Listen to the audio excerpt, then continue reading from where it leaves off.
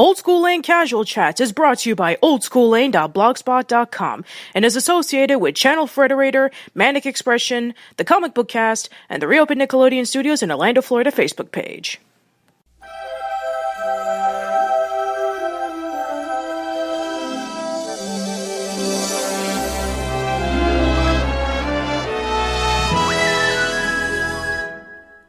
Hello everyone, welcome to a brand new episode of Casual Chats. I am Patricia, and I am back with RowdyC, aka Chris. Welcome back, Chris. Yo, and hello everyone! So today we decided that we were going to be discussing about the Disney Renaissance because over the course of a couple of weeks, Chris has been rewatching the movies that were popular throughout the 80s and 90s, and he's been thinking about doing a special project about it. So why don't you tell us about it? Those who might be watching this might not be aware, I actually have quite a few friends who are sports fans, as am I, but I'm not a huge American football fan, so I kind of did this whole thing where I was watching Disney movies during the NFL playoffs and the Super Bowl just to kind of, maybe I was being a little bit of a troll in that department, just flooding Twitter and Facebook with comments regarding the movies I was watching while the games were going on at the same time, so that's just my little thing. I will say that in the last couple of years, for one reason or another, I really started, getting more connected to, those old movies and Disney in general, and part of it had to do with maybe the fact that I started looking into the movies of the Disney revival, which we might talk about another time, but just being able to compare and contrast them, there's definitely a number of good stuff that they've come up with in recent years. And I just thought, things started rolling from one thing to another. I just started to get this idea that, and this is why I'm planning on hopefully writing this book about how it seems to me the millennial generation, and I'm speaking this as technically a member of Generation X myself, on the very tail end of that generation, but it seems to me like there's a lot of millennials that seem to live by a specific set of not necessarily morals, I'm looking for the right word, of ideals, so to speak.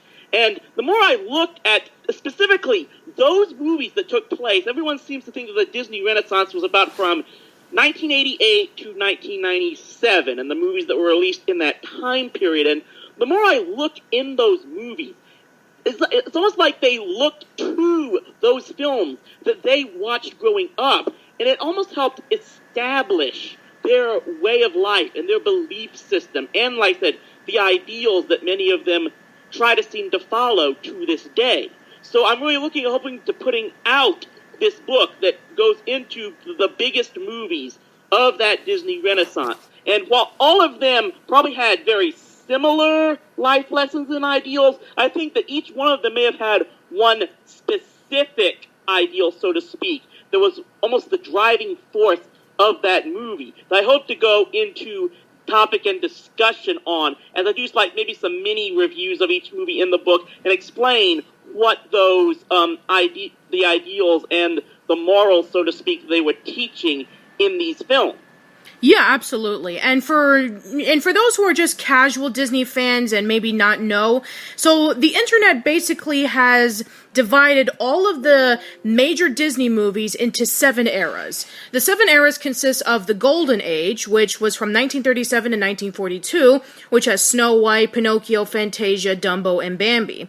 Then we have the wartime era, which was during World War II, all the way up until 1949, in which they had Saludos Amigos, The Three Caballeros, Make Mine Music, Fun and Fancy Free, Melody Time, and The Adventures of Ichabod and Mr. Toad. And the majority of those movies, it seemed like they were trying to capture the essence of, let's try to do Fantasia again, but in a much more smaller scale. And, it just didn't really hit that mark, but it was basically like, let's see if we can try to have movies that are either multiple shorts or just one or two. Then I think what I might just briefly talk about, in the case of the wartime movies, I will say, I think they were trying their best of what they could do with limited resources, because obviously they had to deal with rationing and the loss of the European market during World War II. They were really struggling being in production. They lost a lot of animators to wartime service and the like. So I think they were pretty much having to make a lot of cost-cutting measures and putting together those anthology movies, so to speak, which I'm not 100% sure Walt wanted to do, but was pretty much all he was able to do. But, of course, it definitely was just barely able to get the company going along, and that's why the movie that I bet you're about to go into that started the next era was really a Hail Mary for them. Yes, exactly. And then we have the third era. The third era is what they call either the Restoration Age or the Silver Age. And it consists of Cinderella, Alice in Wonderland, Peter Pan, Lady and the Tramp, Sleeping Beauty, 101 Dalmatians, Sword of the Stone, and The Jungle Book. This was like when Disney was having their comeback. When Cinderella came out, a lot of critics basically said it was like, it was like the best movie since Snow White because of the beautiful, soft animation and the simple storytelling of a fairy tale. And then as time went on, especially during like 101 Dalmatians, they had a lot of limitations with the budgets, and so they had to do a lot of things like rotoscoping, and the art, the art was different, like it was more Xeroxed, and you can definitely tell because of the pencil lines, but that was definitely more towards like the 70s. And that's basically the result of that, believe it or not, was the fact that Sleeping Beauty was not a huge success for the company when it was first released. It was, at the time, Disney's most expensive film. It took like 9 years to produce. And to be perfectly honest, when I first watched that movie as a kid, I saw a lot of there was a lot of plot holes and kind of things that didn't want to make sense to me. Although it created some very good characters in some areas of that movie, I still think that Maleficent is one of the greatest villains of all time, but for me personally, Merryweather is one of my favorite characters ever. But I thought the story was kind of weak, and what I've read about since, a lot of other people thought the same thing when it was first released. Sleeping Beauty was one of those movies that really got saved by the home video age. It was when it was getting re-released on cable TV, the Disney Channel, and in home video that more people started to, I guess, appreciate for what it was. But it didn't do well at the box office, and it forced Disney to make a lot of cost-cutting measures that we saw the results of in the next couple of decades. Yeah, and also an interesting fact for Sword in the Stone, that was actually a Plan B movie, because the main animators of Disney wanted to do a movie based off Chanticleer, the rooster. And unfortunately, they didn't choose that. They chose, there was another artist who was working on The Sword of the Stone, and they decided, let's do that one instead. And so that's where the idea of that came from, in which they were going to do one on King Arthur. And yeah, that's actually a really interesting story. I highly recommend you listen to the Animated Anarchy podcast where they were discussing about Sword in the Stone. You will learn a lot of information about film restoration and colorings and all that amazing stuff. So go check it out. Okay. Now let's go into the Bronze Age, which was like around the 60s all the way up to 1988. So that pretty much started after Walt's passing. Let's make it pretty clear on that, because the Jungle Book was the last movie that I think had most of Walt Disney's direct influence on, because he sadly passed away in the middle of its production. Correct. And I'm sure a lot of people know about the story about the Jungle Book's production, in which he basically asked his animators and his writers, if any of you guys read the Jungle Book, don't even read it, we're gonna do whatever we want with it. And so, yeah, there's a lot of funny stories about that. Like like the time that he was in a party and he saw Phil Harris, who was a lounge singer, and he said, let's have him voice as Baloo. And so, there was that, and then there was the animation and all that kind of stuff. And yeah, it was really rough when Walt passed away. And pretty much during the 70s, the 9 Old Men pretty much took over with the idea of what would Walt do? And that was during the Dark Era, or the Bronze Era as they call it. So this was around the time in which, during the 70s and 80s, things started to go in a more downhill slump. It wasn't making as much credibility or money compared to the movies in the past. Aristocats, Robin Hood, Winnie the Pooh, Rescuers, Fox and the Hound, The Black Cauldron, Great Mouse Detective, and Oliver and Company. So, yeah, and what was interesting to me, because I've actually read a book titled Disney War that was basically mostly about Michael Eisner's time running the company, but it opens up by telling a lot of the struggles they had at the end of that time period, after Walt passed, the company was essentially handed over to his son-in-law, was essentially running the thing. And actually, at the time, the Disney family had actually been kind of divided on a lot of issues. And basically, really the whole struggles really started with the production of The Fox and the Hound, because that was during the production of that film that Disney's longtime director, Wolfgang Reitherman, retired because he cited an inability to work with a bunch of new animators that the company had brought in. Though I guess were kind of clashing with the 9 old men, that most of which had retired by the time The Fox and the Hound was getting produced. So Reitherman retires, and then a lot of those animators, which you're probably well aware of, in the middle of that production, they left Disney altogether, led by one by the name of Don Bluth, to form their own production company. And that really forced the delay of the release of The Fox and the Hound, and that pretty much led to all of the troubles going on behind the scenes, led to Roy E. Disney, Walt's nephew, basically staging a boardroom coup to oust the son-in-law and bring in Michael Eisner. Now, of course, the first animated film that was released under Eisner and Jeffrey Katzenberger's run was The Black Cauldron.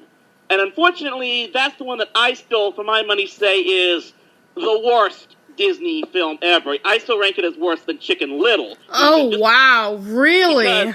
Because, basically because I've got a history of it. I actually have a history on this, too. I don't think I've ever told this story before, but when I was a kid, and I remember that it was the 10th anniversary of The Black Cauldron, and they were releasing it on VHS.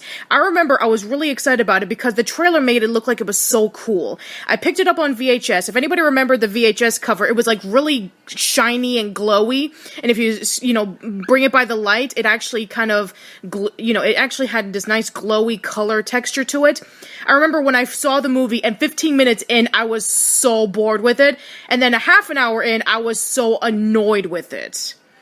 And actually, and I can go even further than that, because I actually saw the movie in its original theatrical run. In fact, I almost want to say that was the very first Disney movie that I saw in theaters. And I'll say this, there were parts of the movie, either one, I was bored, or I was scared out of my wits for it. Oh, wow, I was like 6 years old when I saw that movie. And it took me, it took like 13 years, or 10 or 13 years, for them to finally release it on home video. Now, in that time span, a few years after I saw it, was when I finally read the actual Prydain Chronicles that the movie was based on. And those became some of my favorite books growing up as a kid in junior high and middle school and the like. So when I finally rewatched the movie and saw how much was just not the same, and look, you don't have to get an adaptation completely right. We just pointed out how The Jungle Book was the original Disney movie was almost nothing like the books. Yeah, and on purpose, mind you. Yeah, but it worked because of how well the characters and the storyline they created did. But there were just so many good characters from the Prydain books that like Fluter and Eilonway in the movie are almost superfluous to the plot. You could almost write them out and there would be almost no change whatsoever. And we all know the story about how Jeffrey Katzenberger just took a hacksaw in editing to the film. Now, there's an urban legend that the stuff he cut out, had he left it in, the movie would have gotten an R rating. I haven't been able to verify those claims as to how legit they are, but The Black Cauldron was pretty much a bigger disaster probably than Sleeping Beauty and the like. It was the third time since the company's founding that after it failed, there was serious consideration to just shutting down the animation department completely. And it took the relatively mild successes of The Great Mouse Detective and Oliver and Company for them to at least agree to give the whole animation department a try. which is what eventually bridged into what would become the Disney Renaissance. Right. And, a lot of people have been debating on when the Disney Renaissance started, whether it started with The Little Mermaid or Who Framed Roger Rabbit. I mean, we could debate about that forever. It's kind of like the same thing, what started the revival of Disney? Was it Princess and the Frog or Tangled? So it's like, you know what? It doesn't matter.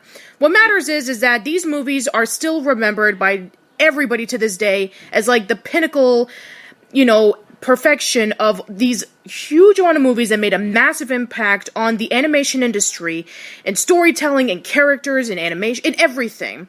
And people are still talking about it like almost close to 30 years later. And okay, now that we finally have our history out of the way, let's get into these movies. So now let's get into the first one, which is The Little Mermaid. And what's your history with this movie, Chris? I didn't see it in theaters. I think my sister did. This was like 1988, I believe it was released. We did see Great Mouse Detective and Oliver and Company. I think the first time I saw this was after its home video release, and they were showing it as on some type of school program at Meadowbrook Middle School in Fort Worth. I mean, it definitely. You could see the story they were telling. Eventually, I learned about the variances, about how they changed the story to make a more happy ending, which you have to expect they would do if you know the real story. But I guess it's never been one of my absolute must-see Disney movies. But as the years have gone by, I've been able to appreciate more what they were trying to tell. And this is big time because this is the first. Was the first step, which I really started to see that perhaps they were trying to get kind of a social message out on this, which I'll get into. But first, let's talk about, I guess, your experience with the movie as well. Sure. I never saw this movie in theaters. I was still very young, but I did. This was like a videotape that my dad gave me. This was like around the time in which. Let's see, it was when my mom moved over to Philadelphia with my sister and I, and so he bought the VHS tape when it came out, and my sister and I would be watching it. More my sister. My sister loves The Little Mermaid a lot more than I do. I think even still to this day, I think Ariel's her favorite Disney princess. But yeah, I do remember seeing this a lot when I was very, very young, like at least maybe 3 or 4. So yeah, I still have memories of watching The Little Mermaid, and I do remember a lot of my friends in school would try to pretend to be like mermaids themselves whenever we went over to the swimming pool or something like that. So yeah, that's basically my history. So yeah, why don't you talk about this movie, Chris? Well, I mean, if any of us who's listening that followed that also in our later years followed the channel Awesome Reviewers, you probably are well aware of Lindsay Ellis, aka the Nostalgia Chicks.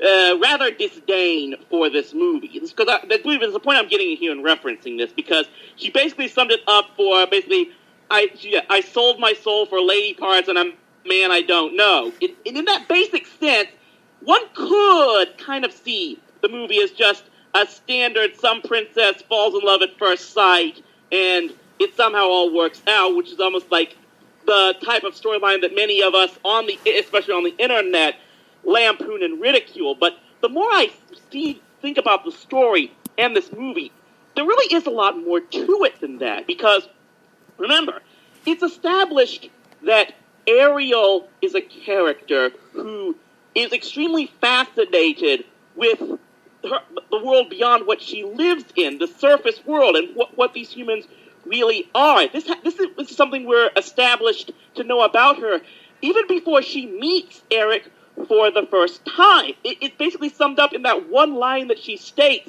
long before she runs into him when she says, "I just can't see how a world that creates such wonderful things could be bad." This is someone who's a very adventurous type of character, someone who wants to see more than the world, who cannot just up and believe the prejudices that her father and probably like many of her sisters have grown up to believe about the human world. She wants to learn more. She wants to see more of the world. The other thing that points me out is that, of course, the ending is, of course, the probably is, even though she's the main character for the most part, it supposedly has to end with the prince saving the girl in the end. But keep in mind, one, Ariel saves Eric earlier on in the film, but also that climax where Eric defeats Ursula and saves Ariel in the end. This is a key element to the resolution of the story, because it's by doing that, by Eric saving both, not just Ariel, but in essence Triton as well. That is what finally forces Triton to have to look past the prejudices he knew throughout his entire life, and maybe finally get to see the goodness in the human race that his youngest daughter was already seeing. And that's why I'm basically saying that I think the ideal, the moral that this movie teaches is the world is bigger than the part of it you live in. Yeah, and not to mention about that, the prejudice that you grew up with or that you've been surrounded by maybe sometimes isn't true anymore. Like the way that King Triton sees the human world, he sees that everything is bad. But, sure, there are some cases in that scene in the movie in which Sebastian approaches the chef and he's cooking up the fish and he's just shocked by it. It's kind of like, they're being cannibals. They're eating all of our creatures and whatnot. But there's still a lot of good in, the humans, basically. The stories of, Eric being interested about the world underwater, even if it's not true, according to what he thought in the beginning of the movie, and him just being so fascinated with the ocean and just learning about all these things in the sea. It's like a fascinating world to him because, granted, this was, well, we don't know what the time period of this is, but there was definitely not a time in which we had submarines or scuba gear so we can be able to explore underwater. It's kind of like the same thing for him, in which he's fascinated by the sea and he wants to learn more about it, just the same way as Ariel wants to learn more about the surface.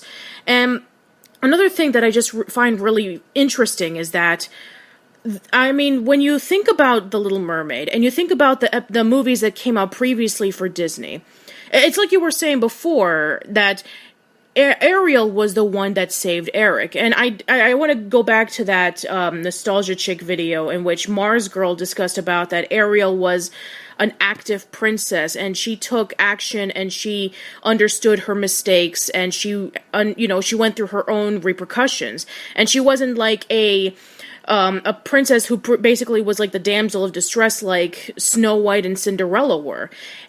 She was from what I remember, like for the longest time as a kid, Ariel was a role model that girls wanted to be like. She was a princess who didn't just stand there in the castle looking pretty. She wanted to take action. She wanted to have her life change instead of just being this blasé life into singing for her father and living this prime and preppy life. So, yeah, that's why, even though today we kind of make fun of Ariel with the fact that, she gave her life away to a man that she didn't know and blah, blah, blah, blah, and stuff like that. But, back then, this was a really refreshing thing for a Disney princess to do. Absolutely. And on a more technical note, you can almost see, like, the other things that went into this movie that you can, that obviously carried over into future Disney movies, but this was when they really started experimenting on where this was a movie that really had that whole mix of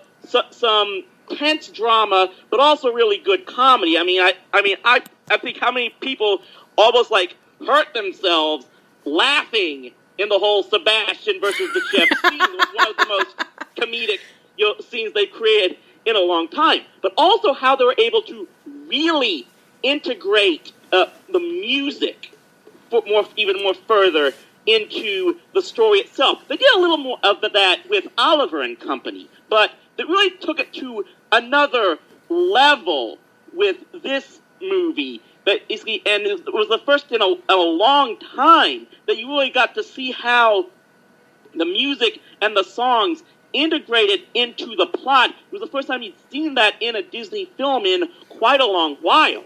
Yeah, in a very long while. Disney has always been the masters of using music to explain exposition. And, looking back on movies that were trying to be like Disney during like the 60s and the 70s, they try to add in music, but they didn't understand why. I think when I was listening to the Animated Anarchy podcast discussing about Gay Paris, in which they had a lot of music, but it didn't really make a lot of sense in the story or in the character growth. So, it was for the longest time in which you didn't have music that was able to flow like that, in which you had music that introduced the characters, introduced the setting, and broadened out the world. I mean, Oliver and Company was was the previous movie, and it only had one song that everybody remembered, and the other ones were just kind of put in the background. And you can definitely tell because that one song by Billy Joel was the one that I really wanted to emphasize. But yeah, it was the longest time in which Disney's soundtrack was incredibly impactful. Alan Menken and Howard Ashman did the soundtrack, and they would do the soundtrack for the next couple of movies. And you can definitely tell that the way that they worked with Howard Ashman with the lyrics and Alan Menken with the melody, their teamwork was able to create a memorable soundtrack. Everybody still to this day remembers Under the Sea and Poor Unfortunate Souls and all that stuff. So it builds up the story, it builds up the characters, and it presents the world. So that was something that hadn't been done in many decades, and for it to have something like that, it was incredible. And also, the animation and the color design was also really bright and really detailed, which, again, hasn't been done in a Disney movie in such a very long time. It was, as we mentioned earlier in the podcast, that animation had to be limited because, Disney wasn't doing very well and they had to cut on costs. So the beautiful colored animation that they did in previous movies was subsided. And so when you have The Little Mermaid coming in with its bright colors and its detailed settings, it just made it stand out even more. Absolutely. And of course, the voice actors also have to be commended for as well, because I think, if I recall, a lot of the voice actors who were in this movie were not only celebrities, but were also, there were Broadway singers, there were various actors who did a lot of, on-stage performances. So, I mean, we didn't have a massive amount of celebrities back like we do today. But yeah, a lot of them were Broadway singers, and you can tell because of the way they were singing. There was no voice replacements, so it was a lot more consistent. And even for a lot of people, they still gravitate towards Jodie Benson being the definitive Ariel, and so on and so forth. So yeah, I don't think we really need to say too much about The Little Mermaid. I mean, there was the animated series, there was the sequels, and of course they had a Broadway show on it. And yeah, speaking of Broadway shows, it's basically one of the, Little Mermaid was one of the first instances in which, they wanted to see if maybe they can try to do Broadway shows based off of their Disney movies because of their music. And it wouldn't get into that until Beauty and the Beast, which we'll get to in a minute. So yeah, I don't really have much to say on the subject. What about you? Well, I definitely bring up the animated series, and I keep forgetting, that was one of, if not the first of the Disney movies, especially the Renaissance movies, to get an animated TV series. Of course, that was because that was back before the days of the Disney afternoon. It never actually aired in that block. That was a full-time Saturday morning animated series. I'm trying to remember if that thing aired on, I'm almost certain it aired on CBS of all things, because that was before Disney eventually acquired ABC. So because of that, I think that animated series kind of gets lost in the shuffle. so to speak. I might need to do a TV Treasures review on that sometime, actually, now that I think about it. I remember when I was a kid and I eventually moved back to New York with my dad, and one of the VHS tapes that I remember renting in the video store was like 2 episodes of the Little Mermaid animated series, and it was one where Ariel was hiding the whale, and then there was another episode in which he gets introduced to the mer boy urchin. So yeah, I actually do have some faint memories of the animated series, although I have never seen it in its entirety. So I definitely want to look back on it to see how well it holds up. I mean, considering that there are a lot of animated series based off of Disney movies, and not even counting the stuff that was shown on Disney in the afternoon. So yeah, okay, I think that should be it for Little Mermaid. So yeah, let's go on to the next one, which is The Rescuers Down Under. So yeah, Rescuers Down Under is a movie that many people don't really talk about when it comes to the Disney Renaissance. It seems to get really, really overlooked.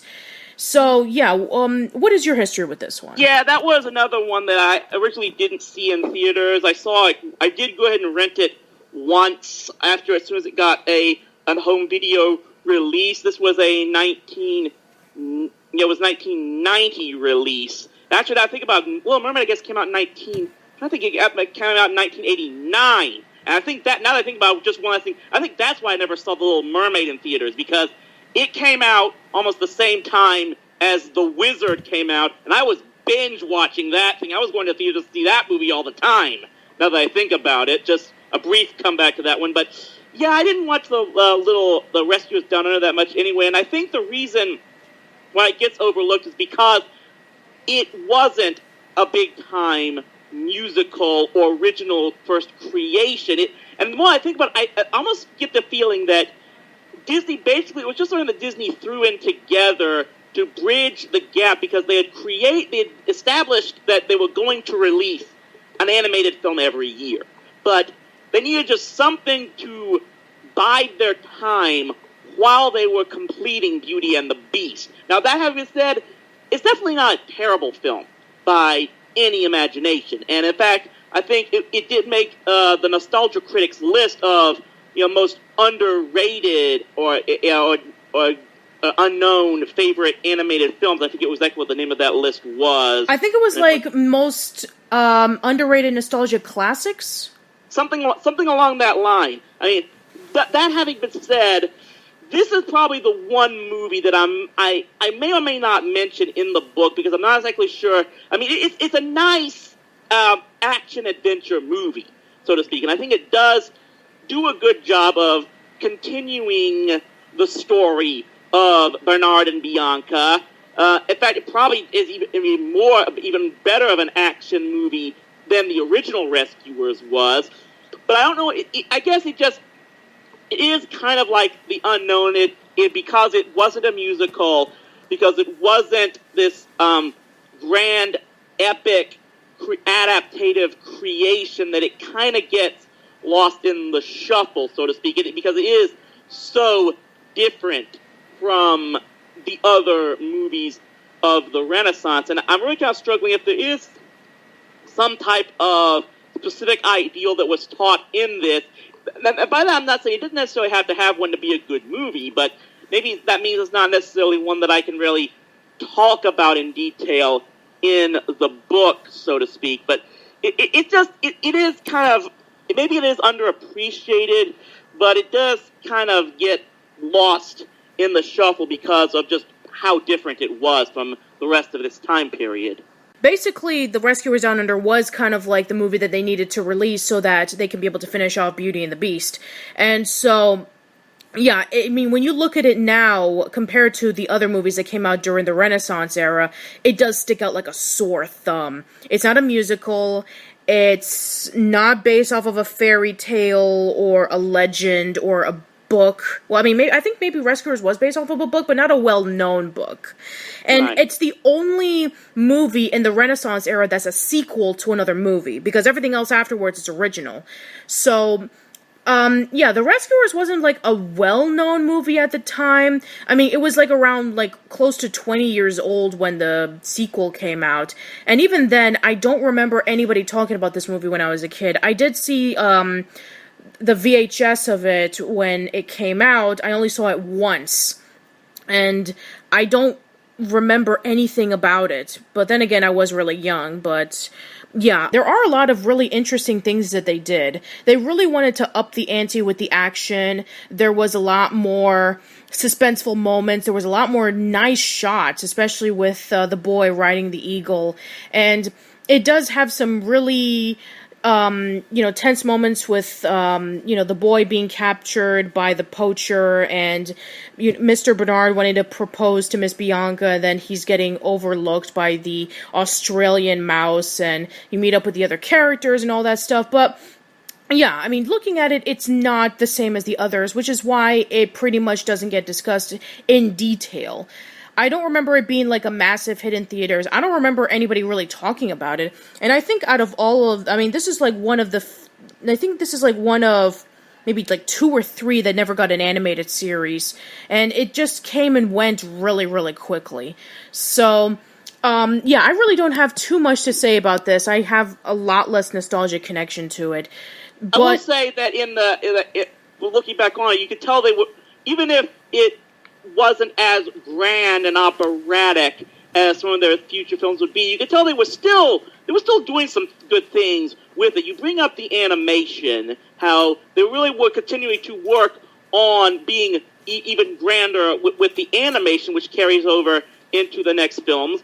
I think the voice casting was really great. They able to bring back Bob Newhart and Ava Gabor to voice the main characters. Of course, they had John Candy as the bird this time, who was always great in everything he did. So there definitely were some good aspects about this film. Yeah, and George C. Scott was the villain, and he was a lot of fun as well. So you definitely do get to see a lot of good things in this movie. And just because it's different does not make it bad. But at the same time, you can't really put it in the same park as compared to the others, even though that it came out roughly around the same time as one of the more influential movies. So, I really need to, rewatch the movie at some point to see how much of an impact it would leave on me. But at this point, it's a movie that did come out. It's really good. Definitely is a lot better than pretty much 99.9% of the Disney sequels we got later on. But, I would say that it is a good movie, but I wouldn't really count it as, like, compared to all the others. So, okay, let's move on to the other one, which is Beauty and the Beast. And I have a lot to say about this, so I'll let you go first in talking about it. Well, this is definitely, this is when I first started going back to seeing Disney movies in theaters. This was a 1991 release, so I would have been about 12 years old. And so I was there when it was first released. And, I don't think you can really overstate just how much of a phenomenon this thing was. I mean, it went on to become the first animated feature to ever be nominated for the Best Picture Academy Award. It did win the award for Best Songs to start off this trend of like 8 to 10 straight years that Disney would take home the Best Song Oscar. This was just like, it's like they took the good aspects of both The Little Mermaid and The Rescuers Down Under, what they'd been developing with the likes of Oliver and Company and maybe even The Great Mouse Detective, and it all came together in this one movie. Like, just everything seemed to hit the right note at the exact right time, and it was the movie that pretty much established Disney. Keep in mind, even back when they were making its Golden Age films, the Walt Disney Company was always a very small player in the movie business. They had their up and down struggles, the times where they weren't even sure they were going to financially succeed. This was the movie that pretty much established Disney as a major movie-producing studio. Yes, it did. And you can definitely tell that it did become that because it's basically the culmination of everything that made the Disney movies of previous years well, and combined it all together. It has the animation, it has the characters, it has the songs, and it's able to change a lot of things.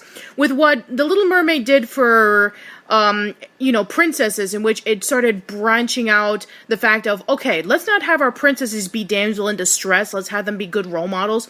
Basically just amp that up a whole bunch more. And, with the villains and with the detailed animation, with everything about it, it's just a culmination of just right timing, the right people, just everything about it was like lightning in a bottle. And let me just tell you my story. So, okay, I saw this movie when I was a kid in theaters, and I think this was like one of the first movies I did see in theaters, from what I remember. I don't really know for sure, but I don't think the movie really made an impact on me until I saw it on VHS when it came out about a year later. I remember seeing this movie all the time. They even played it in my school, like it was during the last weeks of school, and they were just playing it, and everybody was laughing at the funny scenes, everybody was like humming to the music, and I remember that it really made a huge impact on me, because as a kid, I wasn't exactly like the more popular kid. I was more of an outcast. I was more like the teacher's pet, and I really related to Belle. Because I was a good student, and because I didn't have a lot of friends, and everybody just saw me as weird, I related to Belle a lot, and even still to this day, she's my favorite Disney princess. And I even told this story to Paige O'Hara when I met her a few months ago.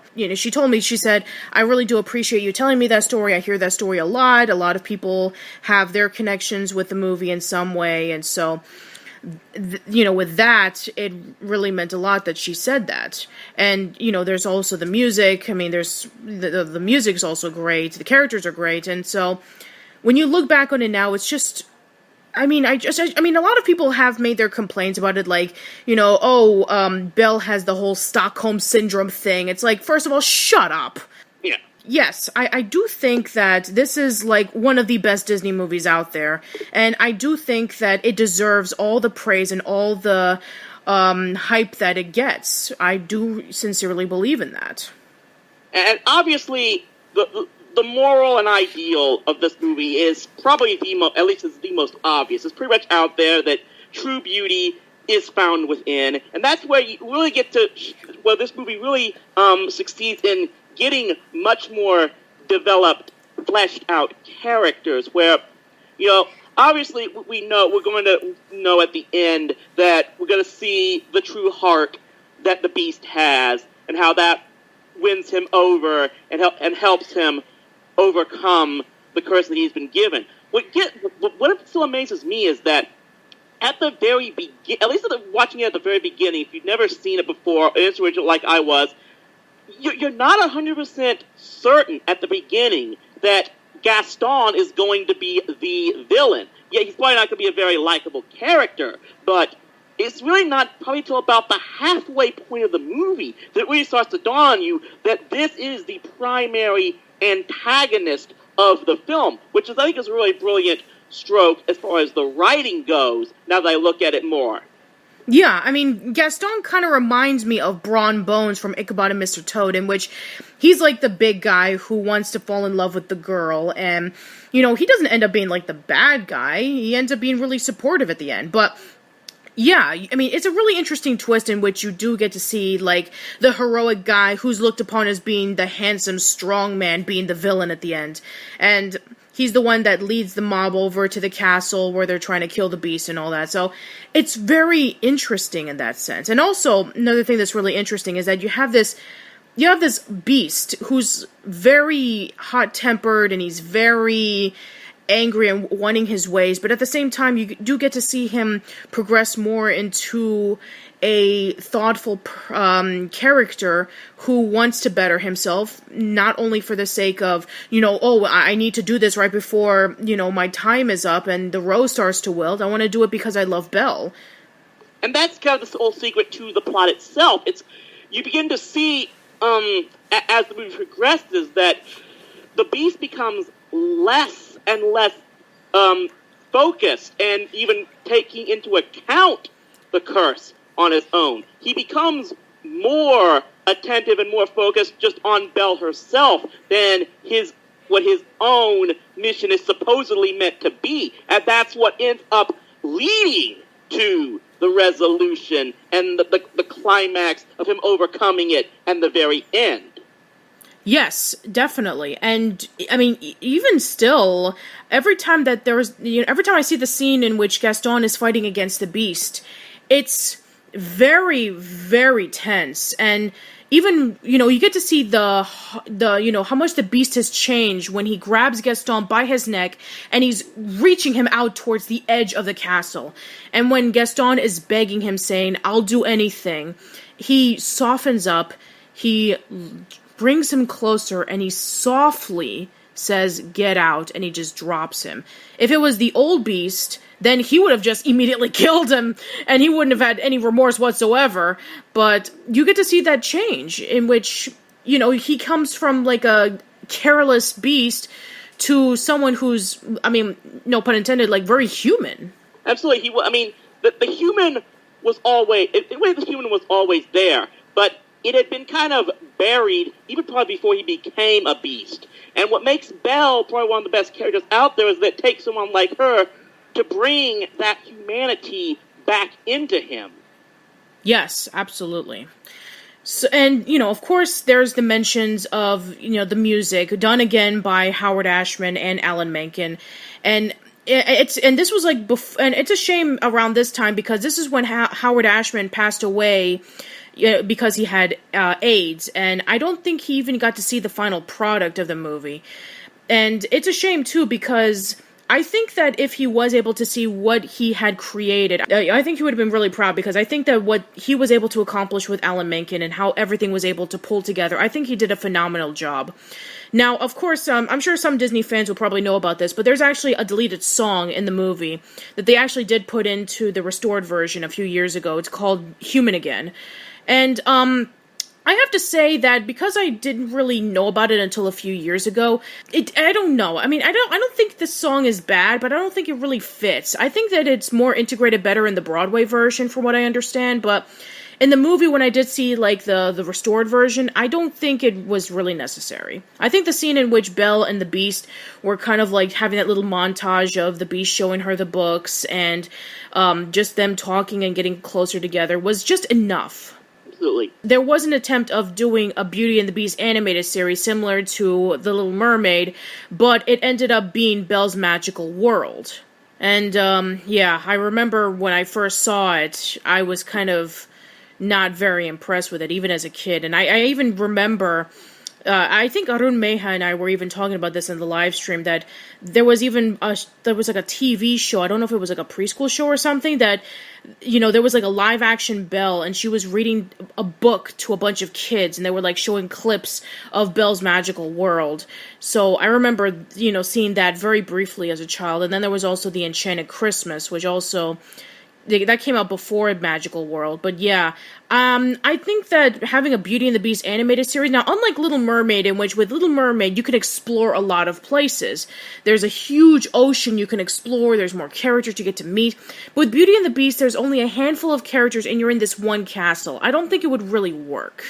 And also, the fact that the movie itself takes place in supposedly a relatively short amount of time. So I don't know if there's very much to do to expand on what would essentially be a mid-quill TV series.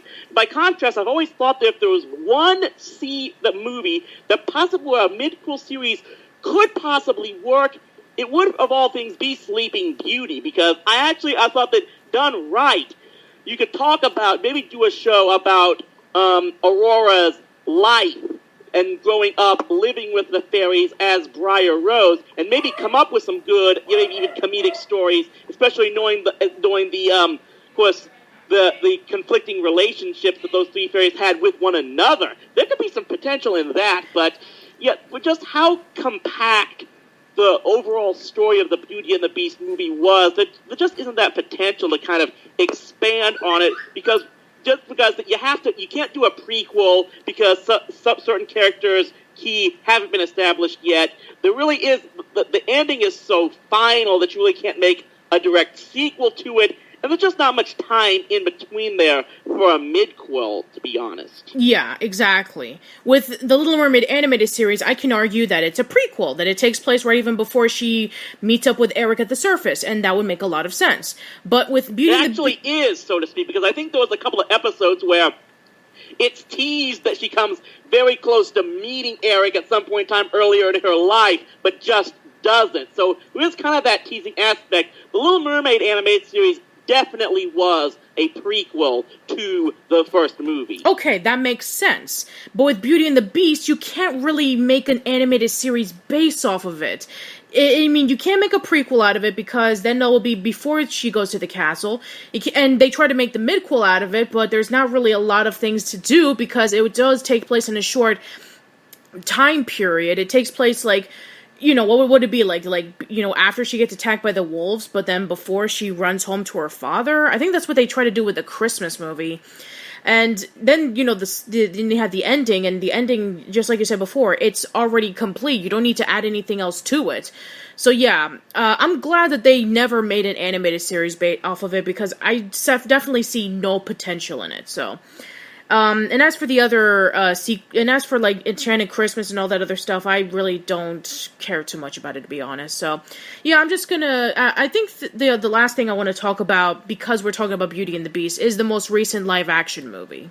And, if other people, I've got my ups and downs on it. I mean, I think that they probably got the best person possible in Emma Watson to portray Belle, but some of the live-action depictions of the animated characters like Lumiere and Cogsworth are kind of a bit off-putting, and to me, I'm not 100% sure if I'm going to be seeing this film or not, just because I guess I'm a bit, just how grand and how epic the original was, I'm not sure how much they can really improve on it, to be honest. I agree. I mean, don't get me wrong, I'm sure it'll be a nice movie, just what it is, and I do agree that the casting of Emma Watson is great.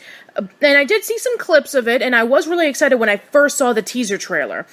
But when seeing more into it, like the designs of Lumiere and Cogsworth and the other inanimate objects, and then, Josh Gad as LeFou, and, he does a good job.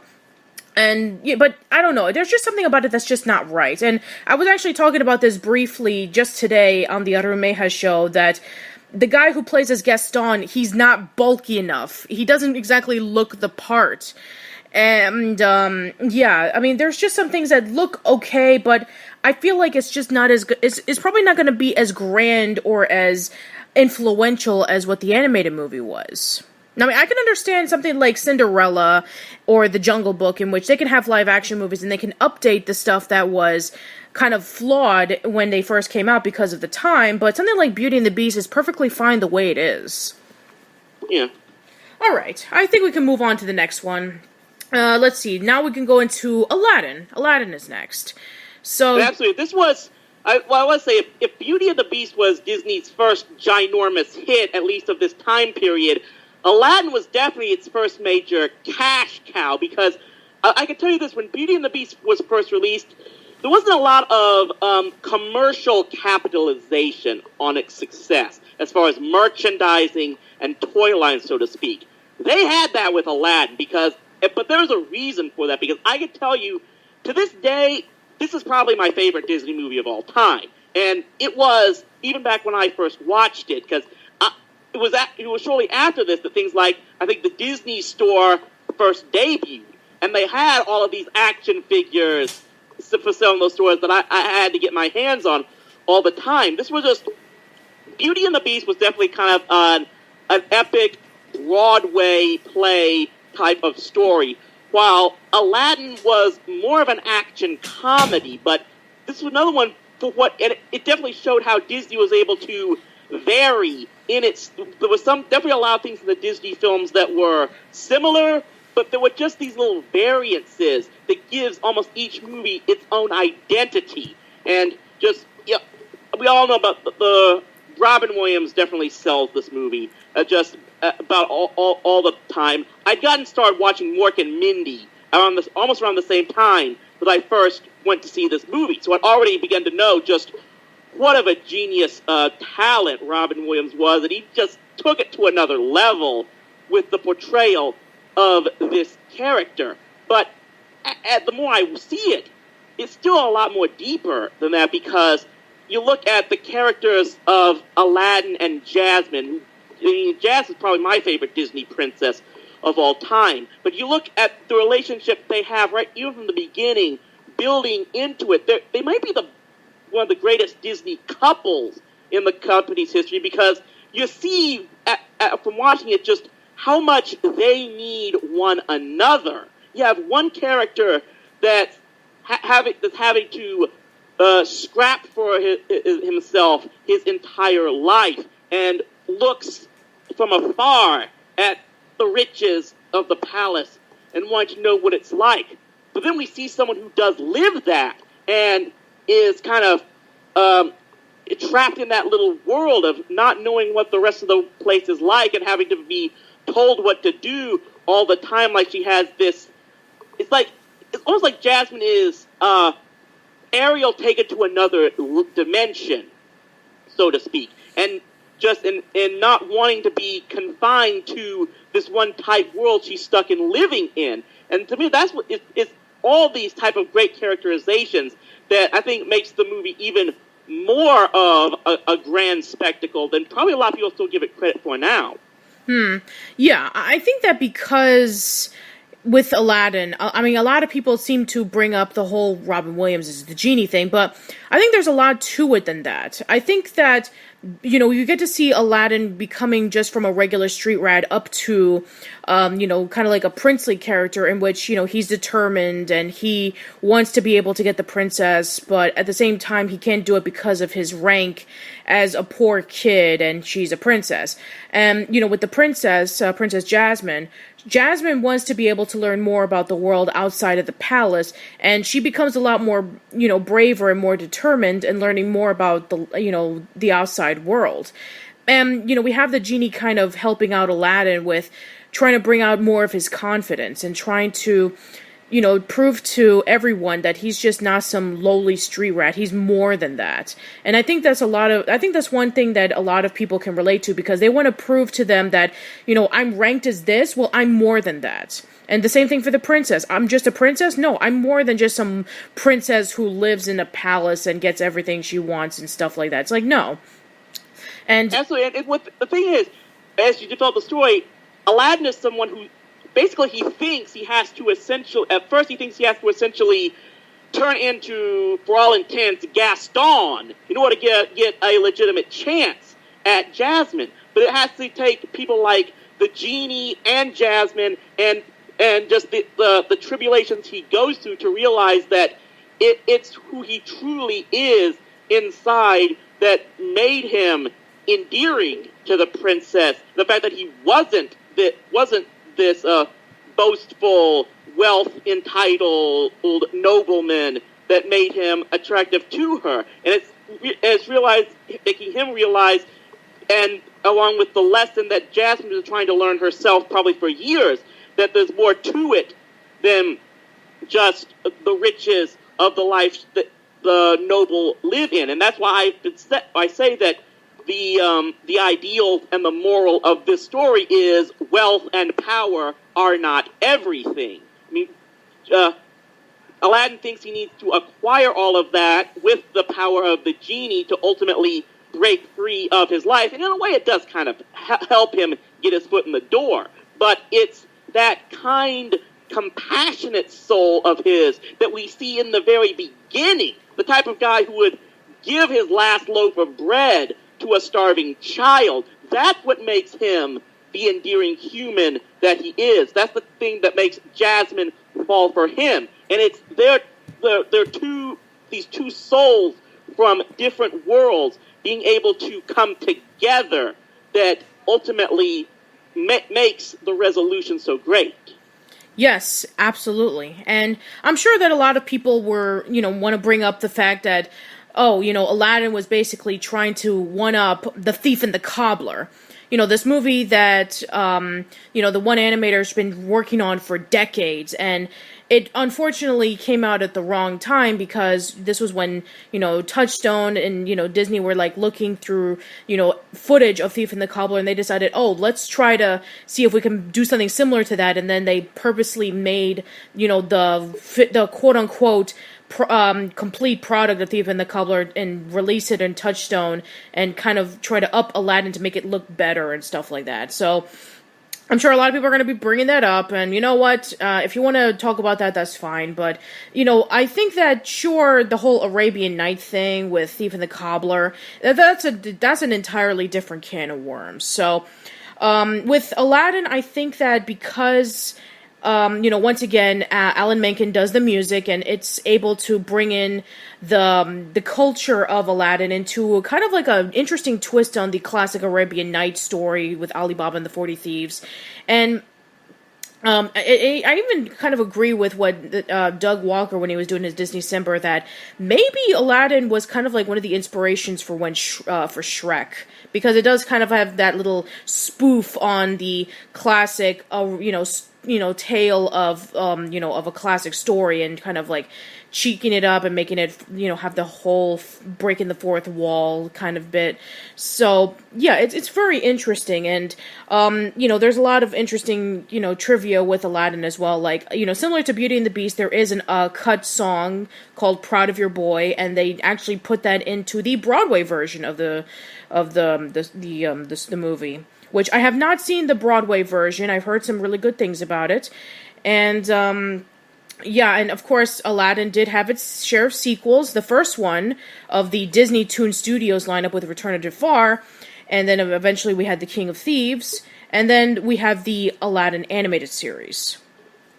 Yeah, and this was one movie that I think was definitely set up to basically be the story to essentially be continued, because it ends with us knowing that Aladdin and Jasmine will be married. We don't see it happen, so there was definitely something to expand on, and just they had so many great characters with Aladdin and Jasmine and Genie, and yes, even Iago. They pretty much have to give him a face turn just because of how annoyingly entertaining Gilbert Gottfried's able to make that character, so they just have to throw him in for the animated series. I mean, I perhaps can understand how someone like Doug Walker over time might get a little bit annoyed by it, just because of the fact that, yes, Aladdin is probably the movie that got most copycatted especially by other animation studios in the 90s. They had to try to do these adventure stories that were loaded with comedy and anachronistic references, so to speak, but they just couldn't really do it as well as Aladdin did. But, they say imitation is the sincerest form of flattery, so even if Aladdin did inspire the creation of a bad knockoff like Quest for Camelot, that's not going to take away from my enjoyment of Aladdin. Oh, no, definitely not. I definitely think that it's very enjoyable, despite the fact that it got copied to death in a whole bunch of things. They try to have, like, a funny character like the genie acting over the top. They try to have a story that's filled to the brim with comedy and fourth wall breaking jokes. There's some that didn't work out, and then there's some that did. So, you know what, that's the same thing for pretty much everything, so take it for what it is. So, okay, let's move on to the next one, which is The Lion King. And I have to say that out of all of the Disney movies, I remember when this one came out, this was like the biggest one. I remember seeing books, I remember seeing toys, I remember seeing a whole bunch of Lion King merchandise in every single store that I went to. There was VHS copies of it. There was the, playing in the commercials. There was the Timon and Pumbaa TV series. I remember this was like a big deal. Yeah, and it's amazing that, at least from hearing about it, this was probably the one movie that Disney didn't expect to be a ginormous success. I mean, that it wasn't, from what I heard, it wasn't as promoted and advertised as much as some of the others. So something just kind of struck a chord with a lot of audiences when it came out. But personally, I mean, for me, it's not a terrible movie, definitely, by any stretch of the imagination. But for some reason, this one just didn't resonate with me as much as some of the earlier ones. It's not the one of these ones that I've had to make a purpose to rewatch over and over again over the years. That having been said, it's definitely got a very decent, very good story. I really hesitate to agree with the idea that it's a complete Hamlet-inspired story. I don't think it's as close to the Shakespeare story as a lot of people want to make it. But in fact, I think it might actually, in that case, it may even be better than Shakespeare's work of Hamlet, just from the fact that the clear moral it's teaching is there's always the possibility of redemption, because even if Mufasa's death wasn't Simba's fault, that he doesn't know that for the longest time, he has to live with that trauma of thinking that it was, and thinking that he can't be, redeemed or forgiven for it. But ultimately, he is able to come back and try to atone, only to find out, of course, it wasn't his fault in the beginning, and he tries to, because of that, he tries to offer that chance of atonement towards Scar in the end. Sadly, Scar isn't willing to take it, and that's what ultimately leads to his downfall. So, while at the time, as a kid, when I watched it, it didn't seem to resonate with me as much as probably a lot of other people, I can look back and see probably the more epic type of storyline that they were definitely going for. Yeah, it was a very epic story. It had big animation. Like, I remember when I first saw the Stampede and just how massive it was. And I remember just how much of an impact that Simba's dad's death left with a lot of people. They were, like, really shaken by it. It was kind of like, the next generation Bambi's mom death. So, I mean, not to mention there's also the music, and this time, it wasn't done by Alan Menken, it was done by Elton John and Tim Rice, and it's definitely more different than the other Disney movies when you listen to their soundtracks. You have Hakuna Matata, you have Be Prepared, you have Circle of Life, you have Can't Feel the Love Tonight, and it's definitely very different, and whether it's a different good or a different bad is up to you, but, I remember when I first had the soundtrack to this movie, and I remember playing it a lot, because I actually did like the music to it. I remember listening to this song on the radio a lot. I remember a lot of people singing the songs to it a lot. But, yeah, the music left a big impact on people. And, yeah, you're right, because this movie wasn't meant to be, like, a massive hit. This was supposed to be, like, the side project. Similar to how Rescuers Down Under was the side project so that they can finish Beauty and the Beast, The Lion King was a side project so they can finish up Pocahontas. Pocahontas was supposed to be the next big Disney movie, and The Lion King was sort of like a side project. Definitely. I think with The Lion King, I think that the message that they talked about with redemption and with,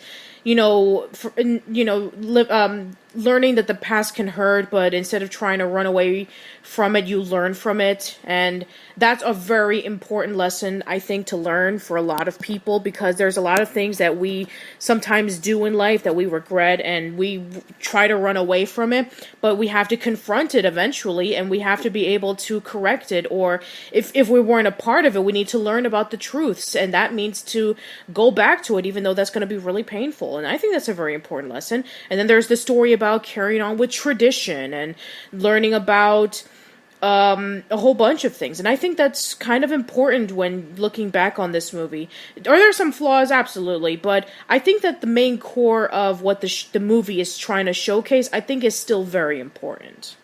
One reason it just hit a zeitgeist when no one expected to, and obviously it became an even more successful Broadway adaptation, even than Beauty and the Beast was, and that probably solidified the idea that they can transform these movies into stage performances and make them look really well. Yeah, and I've actually seen clips of the Lion King Broadway musical, and it's different because, because they're animals, they actually have this creative idea of using puppets, having the actors look like they're animals. It's really creative, and, sometimes I would even see on, Facebook on the actors, they would actually sing the song everywhere they go, whether it be in a plane or in a bus, and everybody's singing along. It's so funny, and I just really appreciate the fact that pretty much the majority of the actors in the Broadway incarnation are Africans. So that's awesome because the movie takes place in Africa, so why not have that? And that's a great touch. Yeah, absolutely. And also with Lion King, we have the animated series with Timon and Pumbaa, and then more recently we have the Lion Guard, which I'm surprised that the Lion Guard even exists because the last movies that we had for Lion King we have the 2 sequels, we have Lion King 1.5 and Lion King 2 Simba's Pride, and then years later we have the Lion Guard, which it's interesting. I guess this is kind of like the equivalent of Tailspin when, the Jungle Book was kind of like celebrating its anniversary, I think, but yeah, interesting choice, and I've seen like the pilot of the Lion Guard. It looks really interesting. I remember when I first heard about it, they were saying, like, it's kind of like the Lion King meets the Avengers, kind of like grouping together a bunch of these animals so they can protect the, Pride Rock. And it looks interesting. I haven't seen any of the series of it, but I have heard some decent reviews on it. And as for Timon and Pumbaa, again, similar to Little Mermaid, when I went to the video store with my dad, I actually did see, like, an episode or 2 of the Timon and Pumbaa show, and I don't remember which of the episodes I watched. I think it was the one episode in which Timon and Pumbaa were having an argument, and so they decided to have a friend that's kind of like the opposite of them, but is similar to the other person, so they try to see if maybe they can, have them as replacements. And then there was another episode in which I think it involved with Simba, in which he's telling a story, or maybe Zazu was telling a story about Timon and Pumbaa, but I don't remember. But that was such a long time ago. So yeah, I don't really have too much to say about the animated series. Yeah, it was. I never kind of like that was a show I just kind of watched on and off sometimes. I was kind of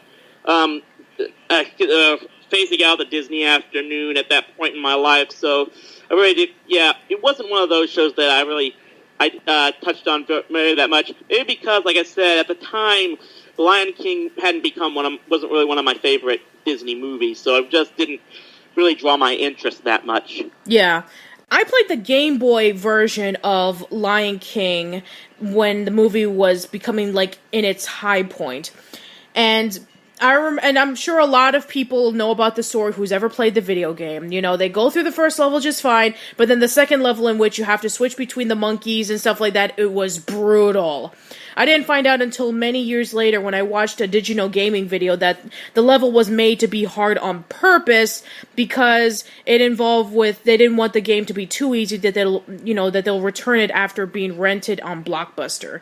So I remember when I was having so much difficulty with that level, I remember it took me like 30 tries on the Game Boy, and then eventually I had to, there was the other levels, and then there was the Stampede, which was also very brutal, and then when Simba was an adult and I had to fight off against the hyenas, I was really brutal.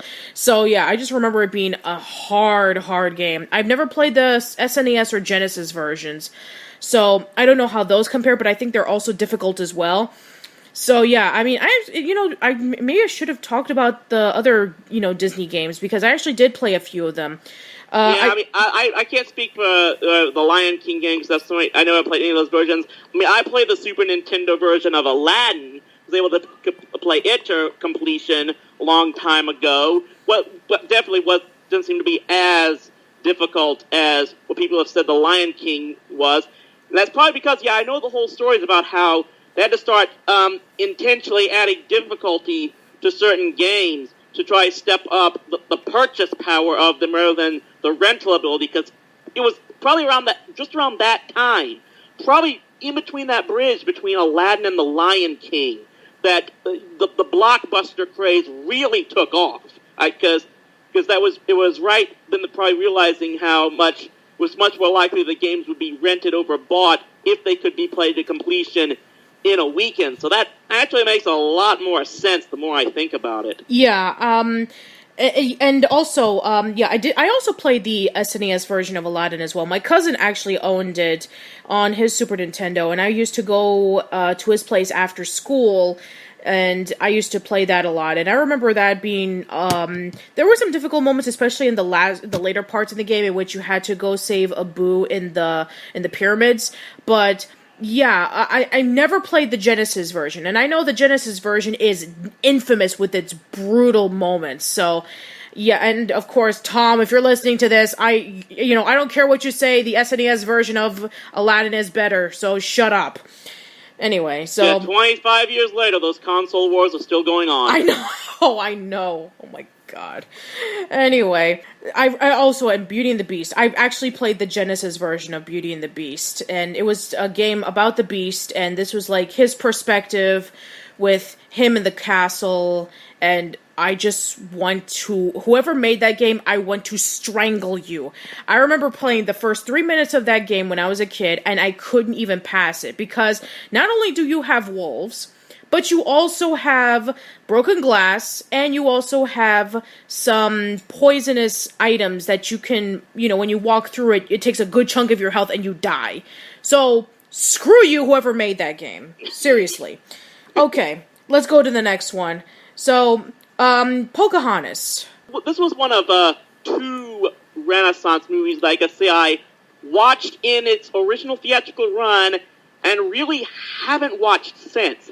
That having been said, I have always believed that this is one movie that kind of gets a bad rap. I mean, everyone knows the story because I endured it when it first happened.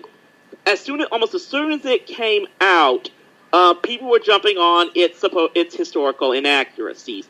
I could tell even back then, as I think 14, 15-year-old kid, this was a David and Goliath complex almost, that Disney had become so big by that time that there were just people I think who were looking for a reason to take pot shots at the company. And I knew this even back then, that why was people waiting until now that Disney came out with a movie to point out all these supposedly historical inaccuracies about John Smith and Pocahontas being lovers, when those urban legends had been being spread for hundreds of years before then. In fact, I guess as I've researched even more in the years since then, if anyone's to blame the most for those inaccuracies, it's John Smith himself, because the guy was notoriously embellished details of his life in his own memoirs,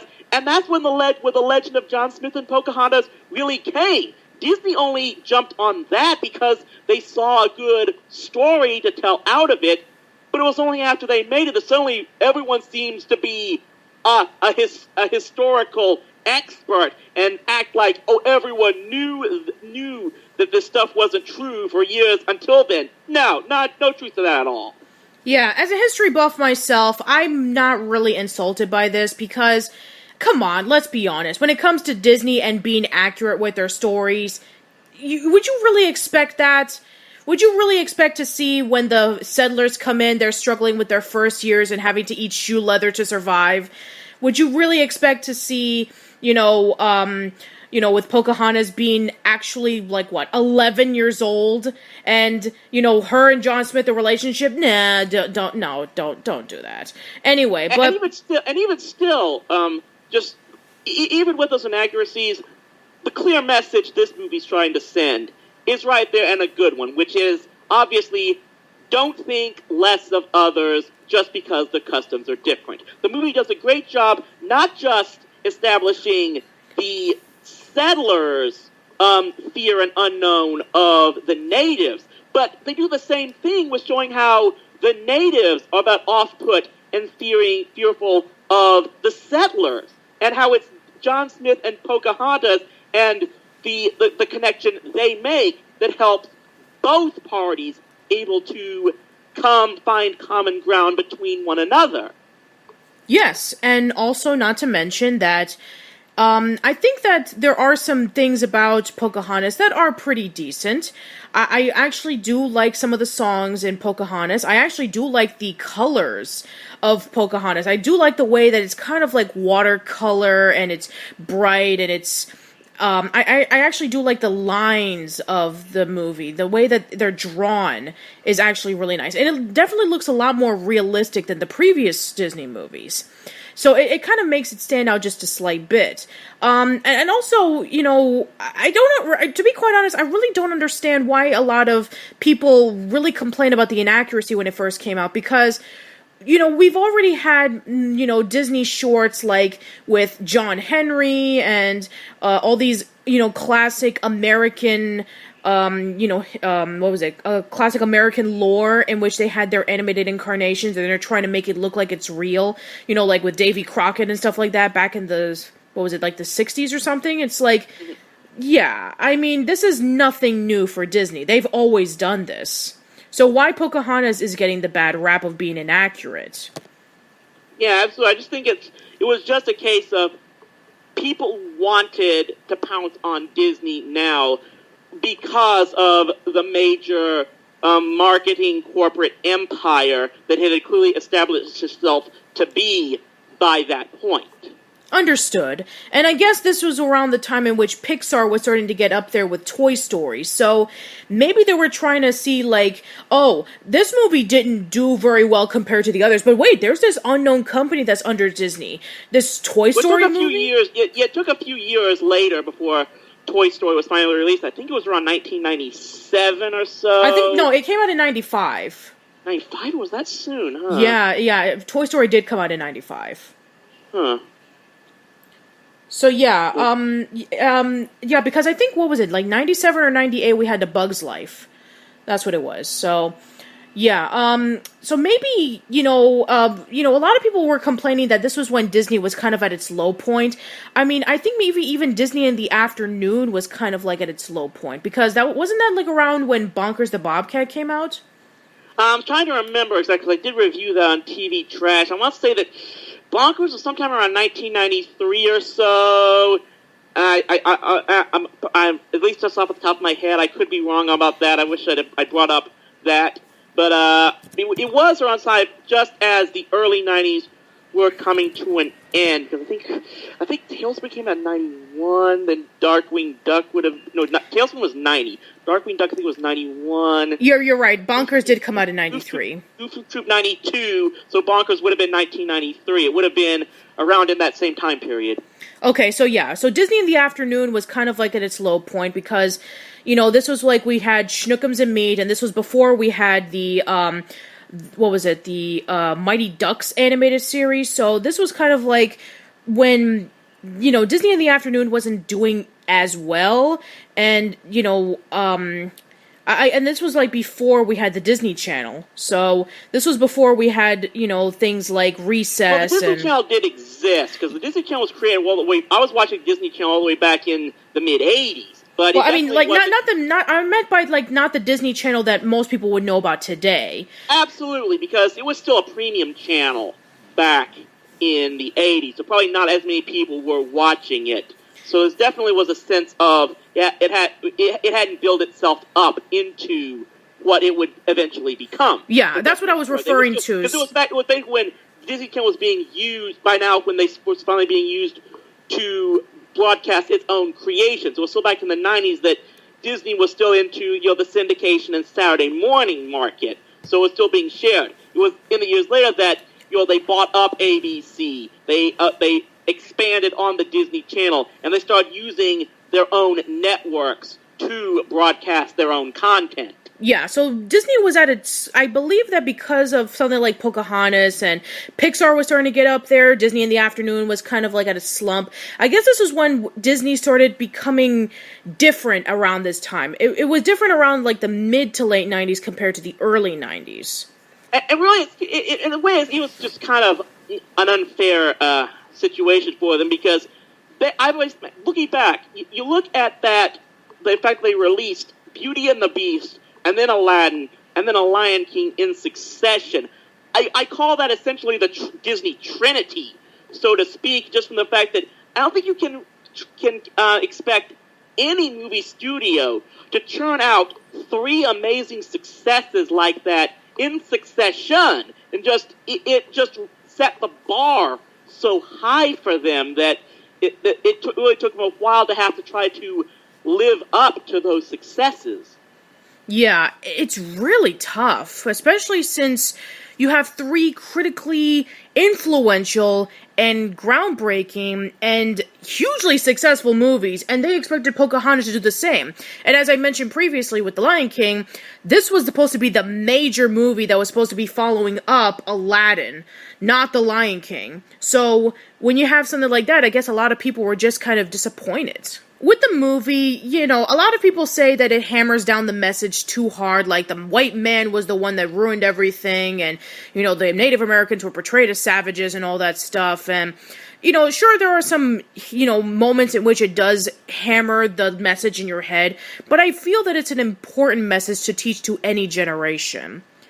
And I would really question whether or not it sends that message home that much, because really, the only white person in the movie who's really portrayed as evil villain is the main antagonist. His name escapes me at the moment. His name is Radcliffe. Radcliffe. He's really the only one in there because you have Radcliffe, who's the clear villain. Then you have John Smith, who's the clear hero. Everyone else is just kind of in between there, trying to figure out which side they need to follow with. And in the end, almost pretty much all of them just realize that John Smith is the right person to follow. So I think it actually does a better job in showing the flaws and humanity of both sides and how they can learn to look past the flaws and the shortcomings of the other side and come together to find that common ground. And in that sense, it probably isn't. It's even less historically accurate, and it's more like what should have been, so to speak. But it is still, I think, does a better job in sending that message. Yes, I do believe so, especially in our day and age. It definitely is much more important now than what it was over almost 20 years ago. So I think that with them, talking about John Smith's perspective, I think also Pocahontas is, kind of like similar to like Ariel, in which she wants to learn more about, the human, the white person when she sees them land into her homeland. She doesn't know who they are. She's never seen their skin tone like that. She's curious, and it makes a lot of sense that she is, because she's meeting a culture that she didn't even know existed. So she wants to learn more about it. And, again, that's kind of like the same thing with Ariel and about the humans, but Pocahontas is definitely very similar to The Little Mermaid in the ideals, I think, it was ultimately teaching. Yeah, sure. And also with the same thing with Jasmine, in which, she wants to go out there and learn more about the people in the other world, but instead of her going to them, they're coming to her, but it's in a way that is kind of interesting because we get to learn more about, her learning about the white man, and then John learning more about the Native Americans, and we get to see how nature is played out in Pocahontas' world. We get to meet up with Grandmother Willow, and we get to see the animals, and the shots of nature is also really nicely looked, and there are some good messages here and there. Sure, it may be a little bit recycled with other Disney movies, but I think there are some things in Pocahontas that are still very important. Maybe not as groundbreaking as the others, maybe not as influential as the others, but I think there are some things about it that I don't really think it deserves the hate that it gets. Anyway, so, not really much to say with Pocahontas because it never got an animated series. Oh, but it did get the sequel, so, yeah, there was the story about with John Rolfe, and yes, if you do follow history, John Rolfe and Pocahontas did eventually get married, and, Pocahontas did eventually go over to England, and this was when she had her name changed to a more Christian name. And, of course, a lot of the things were not accurate. And again, they had to play into that notion about, John Smith and Pocahontas, should they get back together? And then John Smith is not remotely interested in it. But I think that the way that, with Pocahontas exploring England, I think it was kind of like a nice, segment. If they were going to do a sequel on it, I think it was the best thing that they could have done. Sure, with a Disney sequel, that is, sure, there's a lot of things that I wasn't really too crazy about, but at least it's slightly more accurate than the first movie. Slightly. Other than that, there are some problems with it, but with a direct-to-video Disney sequel, you can't really expect much. But at least they did bring up that, Pocahontas and John Rolfe did get together in the end, but even though it didn't really last very long because Pocahontas did die of a very early age, and then she had her son, Thomas, and then eventually he had a whole bunch of descendants in Virginia, which one of the descendants actually turned out to be, I think it was Woodrow Wilson's wife? And I think even Eleanor Roosevelt, I think. So, yeah, it's kind of interesting, if you look into the history of Pocahontas. Anyway, so, yeah, nothing much to say about that. Let's go over to The Hunchback of Notre Dame.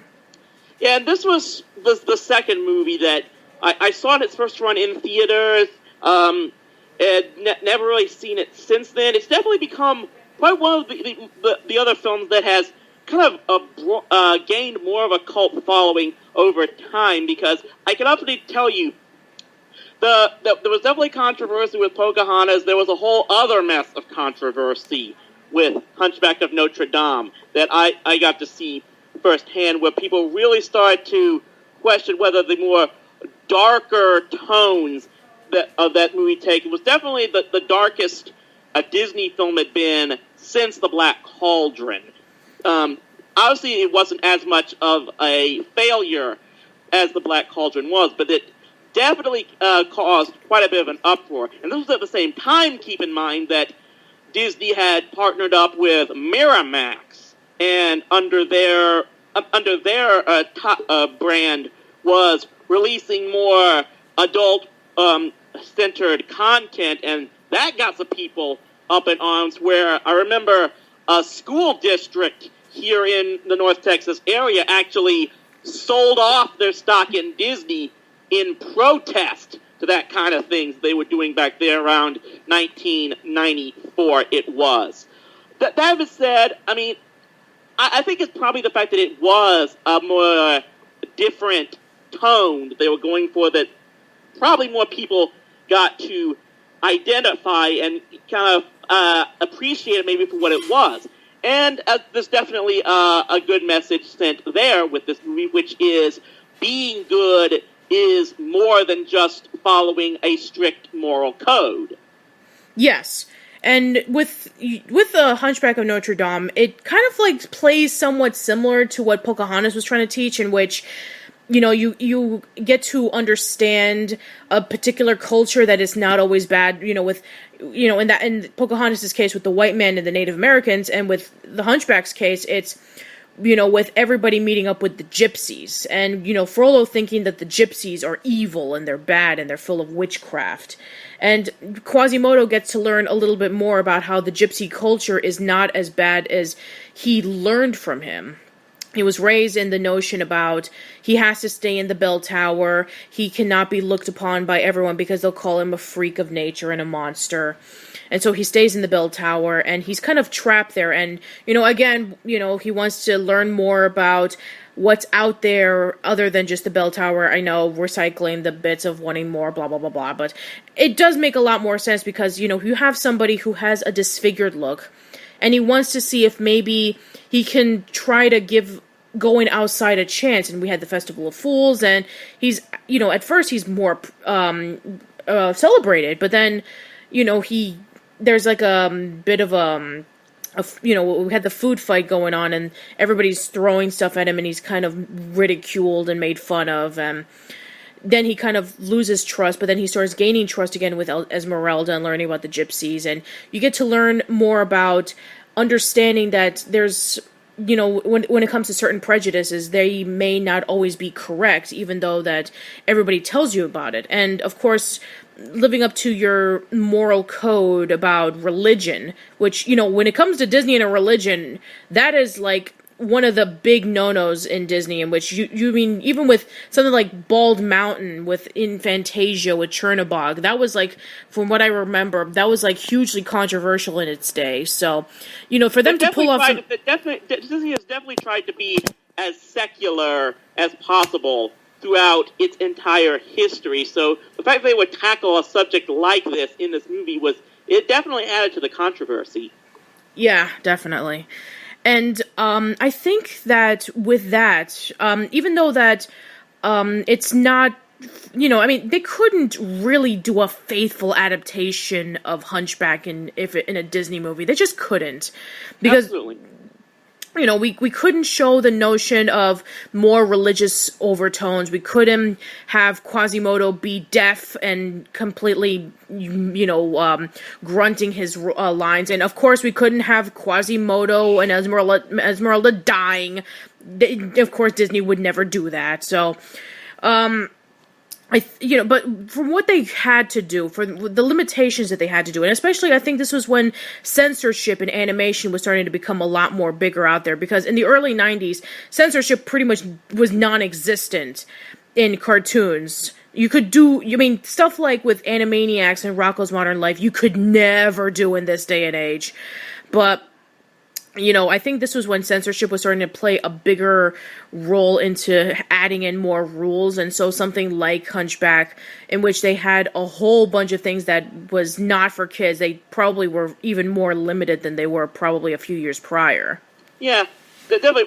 One good thing I would definitely also say about this movie is they definitely went out of their way in making Frollo one of the more complex Disney villains out there in history, because they talked about this back when he was even first released, how this was one of the first the few villains that isn't aware that he's evil, so to speak. This is a person who really believes everything he's doing is in the right, and in that way almost kind of makes him a tragic figure in that regard. Yeah, he's a very religious man, and he thinks he's doing this because he believes that's what God would be doing. He's trying to follow God's orders, and he's trying to he thinks of himself as like a good, wholesome man by doing everything that he does, even though that when you look at it, it's very, very wrong. Like when he burns Esmeralda at the stake, he thinks that he's trying to do away with evil. And when he, approaches the people saying, "Where are the gypsies?" he even burns a family house down, because they didn't cooperate. It's like, oh, well, if they didn't cooperate, then they clearly must be evil, just like the gypsies are. So, and of course, the limitations that he puts in with Quasimodo, he thinks he's helping Quasimodo. He thinks that by leaving him in the bell tower, he thinks that he's helping him out with not everybody making fun of him and calling him a freak, and then he can be able to manipulate him like that. And that's why I get back to why I say that the ultimate ideal message of the movie is that being good is more than just that strict moral code, because it's Quasimodo ultimately showing compassion for others that makes it clear that he is the true hero of the whole film. Yeah, kind of like with Gaston, in which we kind of see him as kind of like the hero. He does a whole bunch of things that would make him the hero, but when he goes too far, it definitely makes him the villain. And the same thing with Frollo. He thinks that what he's doing is good, but it just pushes way too far. Anyway, so I think the one thing that many people, even still to this day, really dislike about this movie are the gargoyles. Yeah, this is probably where, obviously there was a situation where Disney felt they need, the sidekick characters, just about everyone, and this is where it probably didn't work as well as possible. Jason Alexander probably did the best job he could, but I don't know if they needed three of them. The slight trying to pay homage to Victor Hugo with their names, I don't think it really resonated with a lot of people, and Yeah, believe it. Sometimes the sidekick characters can probably be the most favorite characters for a lot of people, but it definitely didn't really work as well as they'd hoped this time. Yeah, and I guess that makes a lot of sense because the Broadway version of Hunchback omitted the gargoyles altogether, so I guess that does kind of make a lot of sense. So, of course, with Hunchback, it also got a sequel, and, That was probably the most, I would say that would probably be the most forced direct-to-video sequel they had, because I think they felt they had to produce that because there were a number of people that were upset that Quasimodo didn't get the girl in the end of the first one, so they felt they just had to create something for that to happen to him at the end of the second. Yeah, it really didn't need to exist. I mean, not every movie has to end up with the guy getting the girl. I can't believe that we had to wait until, which movie? I think, Brave or something, in which, you have a princess that doesn't get a guy in the end? I don't know. But yeah, it doesn't, that movie just really didn't need to exist. It just felt really, it felt like bad fan fiction. It's like, we need to get Quasimodo a girlfriend. What can we get? Oh, we get a girl who's kind of sheltered. She's this circus performer, and she likes Quasimodo because he's awkward too. Blech. Anyway, let's move on. Okay, so our next movie that we're going to be talking about is Hercules. And yeah, this was one I actually didn't catch this one in the theaters. I saw it some years, a couple of years or so later on direct-to-video. And I'm going to admit to this one. This was probably the reason I didn't watch it at first was this was probably the first time where the differentiations from that story and what it was adapted from kind of put me off, but only because of one thing. Because remember, this was at around the same time that Hercules: The Legendary Journeys was on television. Of course, with its spin-off, Xena Warrior Princess, which I absolutely loved those shows. I love them too. I remember growing up with those. Yeah, and just for some reason, this was the one case where I just took a look at this Hercules animated movie and thought it was going to be a really diluted version of what I'd grown up with. I mean, I knew that Disney was going to would have to tell a completely different story, but for some reason it just didn't turn me on at the time.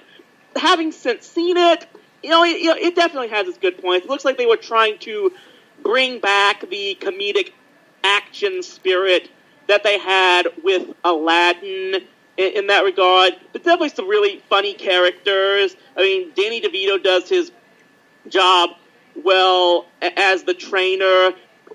Obviously, Hades, one of the most hilarious Disney villains ever created. But even with all that, it does send a pretty good message with this one, which is a person's worth lies in what he does for others. Because the whole story is about how Hercules trying to figure out how he can reascend back to the godhood he was originally born with. And he thinks he has to be the recognized as this great superhero in order to achieve that. But it's only at the end that he realizes it's in doing whatever it takes, even at his own personal expense, for others, and only caring about what happens to the people he helps, that he finally is able to get the opportunity to ascend back onto the Greek pantheon, but then realize that it's not as necessary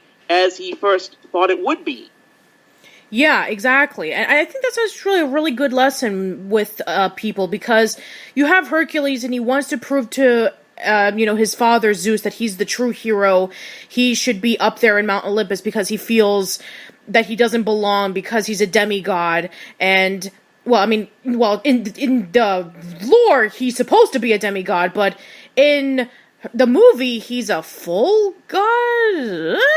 Anyway, but Yeah, so you have Hercules trying to prove to Zeus that he's the true hero. He's going to do all these heroic things so he can get his rightful rank back because he doesn't feel right in the normal world. Everybody's making fun of him, saying, like, he's a freak. He's too strong to be a normal person or whatever. So he feels out of place and he wants to be able to do all these heroic deeds so he can go back to Mount Olympus.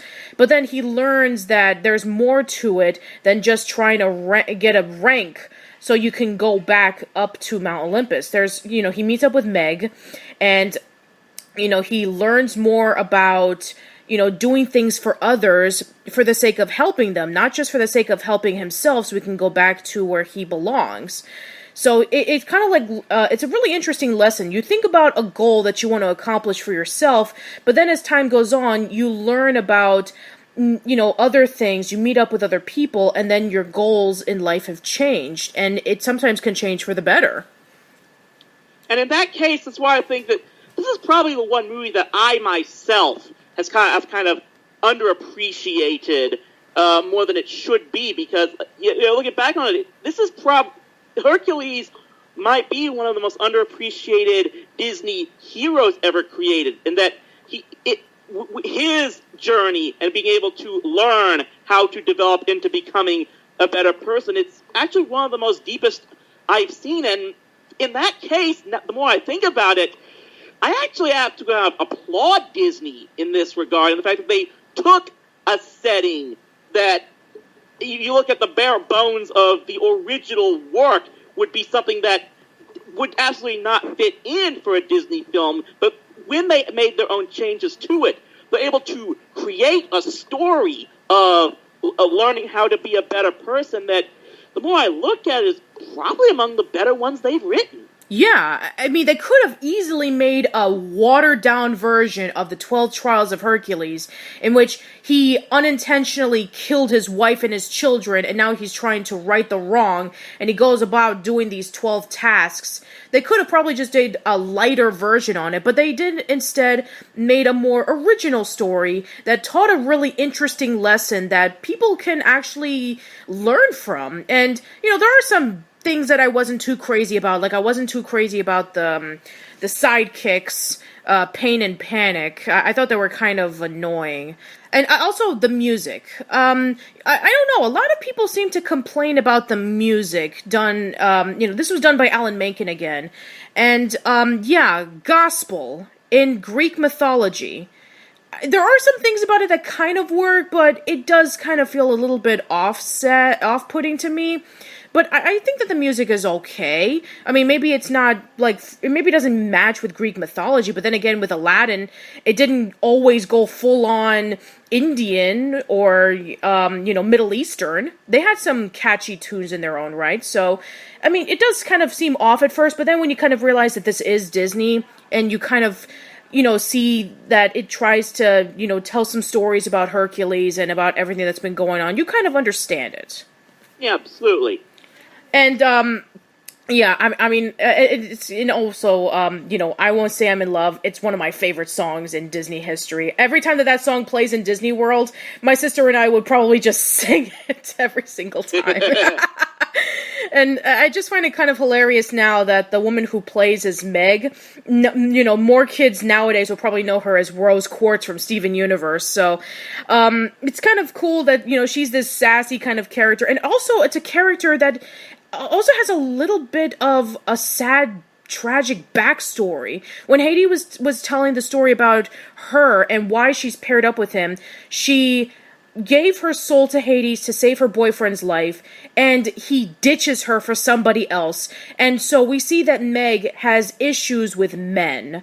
She does not want to have a relationship with Hercules at first because she had a reason not to be trustful to men, because she literally gave her soul to the devil for someone she loved, and he betrayed her. And so when Hades tells Meg to kind of win Hercules so that he can be able to, steal back his, he can steal his soul so that he can be able to take over Mount Olympus with the Titans, Meg is kind of like, I'll do it because, I'm with Hades, I'm supposed to. But when she slowly opens up to Hercules, saying that, she is starting to trust him and fall in love with him and that he's honest, it's actually pretty interesting of a story, and it's actually one that I kind of appreciate a little bit more when looking back on it. Yeah, absolutely. Both Hercules and Meg are two of the biggest characters that get the most character development from each other. I mean, I pointed out earlier that probably Aladdin and Jasmine are one of the best Disney couples ever. But the more I think about it, it's like Hercules and Meg took that to another level in its own right. And again, I probably do need to go check that movie out again more often. I've actually been trying to beef up my Disney collection in recent months, and I probably need to hunt down a copy of that movie now. Yeah, I think that'd be kind of cool. And especially with the one scene in which when Meg knew that Hercules gave up his strength for 24 hours, and there was this huge tower falling down, and she pushed him out of the way, and her body was completely crushed. And so she gave up her life for him. And then he also was willing to give up his life for her when he swam in the river of Styx so he can be able to grab Meg's soul. And you can tell, that, Hercules didn't really need to do that. He already got his strength back. And he could have just, earlier in the movie in which we were talking about, he could have focused on his goal of being the true hero. But because he loved Meg so much, and because she saved his life, he wanted to do something like that in return, and so he was able to, almost sacrifice his life to do it, and, because he was mortal, he could have, they both could have been dead. So the fact that he was willing to do that, that was actually really commendable. Anyway, so right before, so Hercules actually did have an animated series, and I never seen the animated series. I do remember seeing, one clip of it, many years ago in, a commercial or something, and I was confused by it. So, it's a kind of prequel, midquel, something like that, of the original? Yeah, this was kind of essentially a more of a midquel series where we get into, the time of Hercules as a kid, with his training, which also kind of, I will admit, it kind of feels like a ripoff as well, because remember, there was also a spinoff of young Hercules from the Hercules Legendary Journey series. So, in every way, it's almost like Disney was trying to copy. I can't say for certain if they did or not, but maybe it was just an absolute coincidence that you had both of these going on at the same time. It's funny because you were bringing up the similarities between the Hercules from the TV series and then the movie. I remember when I first saw Hercules and Xena, the Legendary Journeys, the animated movie that came out. Mm-hmm. And I remember when I first saw the intro, I thought that maybe it was going to be like a compilation between the Hercules theme song and the Xena theme song, but no. It's a bunch of oracles who are singing this song that has absolutely nothing to do with the TV show. And I was confused, and it's like, oh man, they're really trying to be like the Disney movie. Instead of having these two songs come together, it's like, come with me across the sea of time. I was like, what is this? Yeah, that animated movie based on the TV show is not one of my fondest memories. Yeah, and it's funny because I really want to do that movie on Heroic Gem or Junk because I see a lot of people comparing that. They don't really compare it to the TV series. It's like, it's like that one movie that I saw as a kid that I really didn't like and it was kind of weird. It's like, I really want to watch both series again and actually compare the two to see maybe how bad of an adaptation the movie is to the TV series. That actually could be kind of fun. I really want to do that at some point. But yeah, I think that with the movie in itself is like it really tried to be like the Disney movie because maybe they were trying to connect the movie to kids because, Hercules Legendary Journeys and Xena Warrior Princess, I don't know if a little kid can watch it, so maybe they were trying to make it for a broader audience.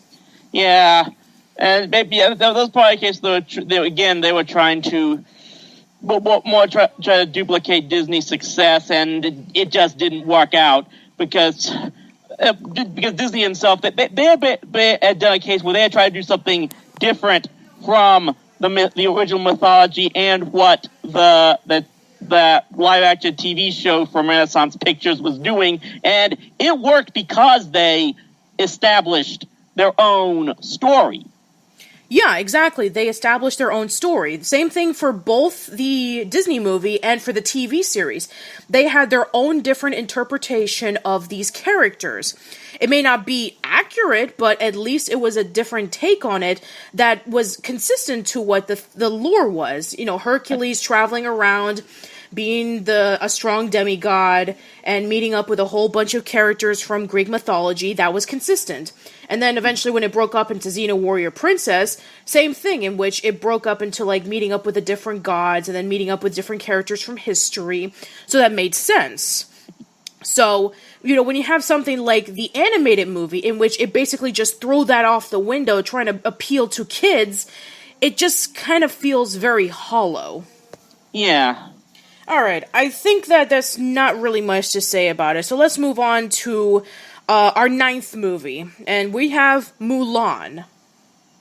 And this is one I'm going to admit, the last 2 movies of the Disney Renaissance, I have not yet been able to watch. And this is the one that everyone tells me that I really need to. And I understand why. This is one I definitely need to catch at some point in time, because it is, for all intents, probably one of the most developed character storylines out there, and probably this is one where it's almost got 2 messages in one, from the basis of what I've seen the story to be, and that being 1, anyone can make a difference, and 2, you must find your own identity. Yes, and I definitely do agree with that. So, Mulan is based off of an old Chinese poem. It's the story about when Mulan was in war for 14 years, disguising herself as a soldier, and how, you know, eventually she was discovered, and then eventually she turned out to be a hero. Believe it or not, I did not learn about Mulan from the movie. I actually first learned about Mulan from an episode of Legends of the Hidden Temple, when they were trying to find an artifact that belonged to Mulan. And so that's actually where I first learned about Mulan. Then eventually, a few years later, when the movie came out, then I started learning more about that it was based off of a poem and stuff like that. And so I've actually seen this movie in theaters, and I do remember when I owned the VHS tape, my sister would watch this movie a lot. This is actually one of my sister's favorite movies. And I do really like the message here about that, because Mulan is a woman, and back then in Chinese tradition, if you reach a certain age, you have to be able to get a husband, and you have to do these, tasks in order for you to become a woman. And that was how it was. And so with the story of following tradition, but kind of breaking tradition, when her father gets sick and, you know, they're called out to war because of the Huns, or the Mongolians in this, in history's case. So the Huns are invading China, and so when she sees that her father's sick because he's getting too old, she decides that she's going to risk not only her family name, but also her reputation as a woman, so she can be able to help, prevent her father from going out there and being killed. So at first it was like that, but in a sense, when she kind of thought more into it, she was like, maybe I didn't do it for my father, maybe I just wanted to set things right, kind of like proving to myself that there's more to me than just being a regular woman, having to do all these tasks. In the beginning of the movie, she doesn't do very well with trying to prove to herself that she is a woman who can bring honor into her family. And so she's seen as a disgrace, and then we have that song Reflection on seeing who she can be for herself and for her family. And so then we have the notion of, when the war is building up, and then we get to see Shan Yu and his men, and we get to see how much of a threat he can be. One of my favorite scenes in the movie is when he captures the Imperial troops, and then he lets them know that they are on their way to, the pass to meet up with the Emperor, and then he says to his men, how many men does it take to deliver a message? And then one of his men draws in a bow and an arrow, and he says, 1. And it just stops right there, knowing that one of the men did not make it. And that is a really strong message showing on how threatening Shan Yu is. And then there's, meeting up with the men, the soldiers, and the soldiers are actually pretty funny. Just shows the crazy over-the-top ways of how a soldier can be in war, that they're trying to be these tough men, but they're not very threatening, at least when they first start off. And then, of course, you have that song, Let's Get Down to Business, and it's like one of my favorite songs in Disney, and oh my god, I highly recommend that you go on YouTube and check out the Chinese version of the song, because Jackie Chan portrays Captain Shang in Mulan in the Chinese version, and his singing is incredible. Especially when you have like the mixture between Donny Osmond, who does the singing voice of of Captain Shang, and then you have Jackie Chan, and the way that are mixed together, awesome. It's really amazing.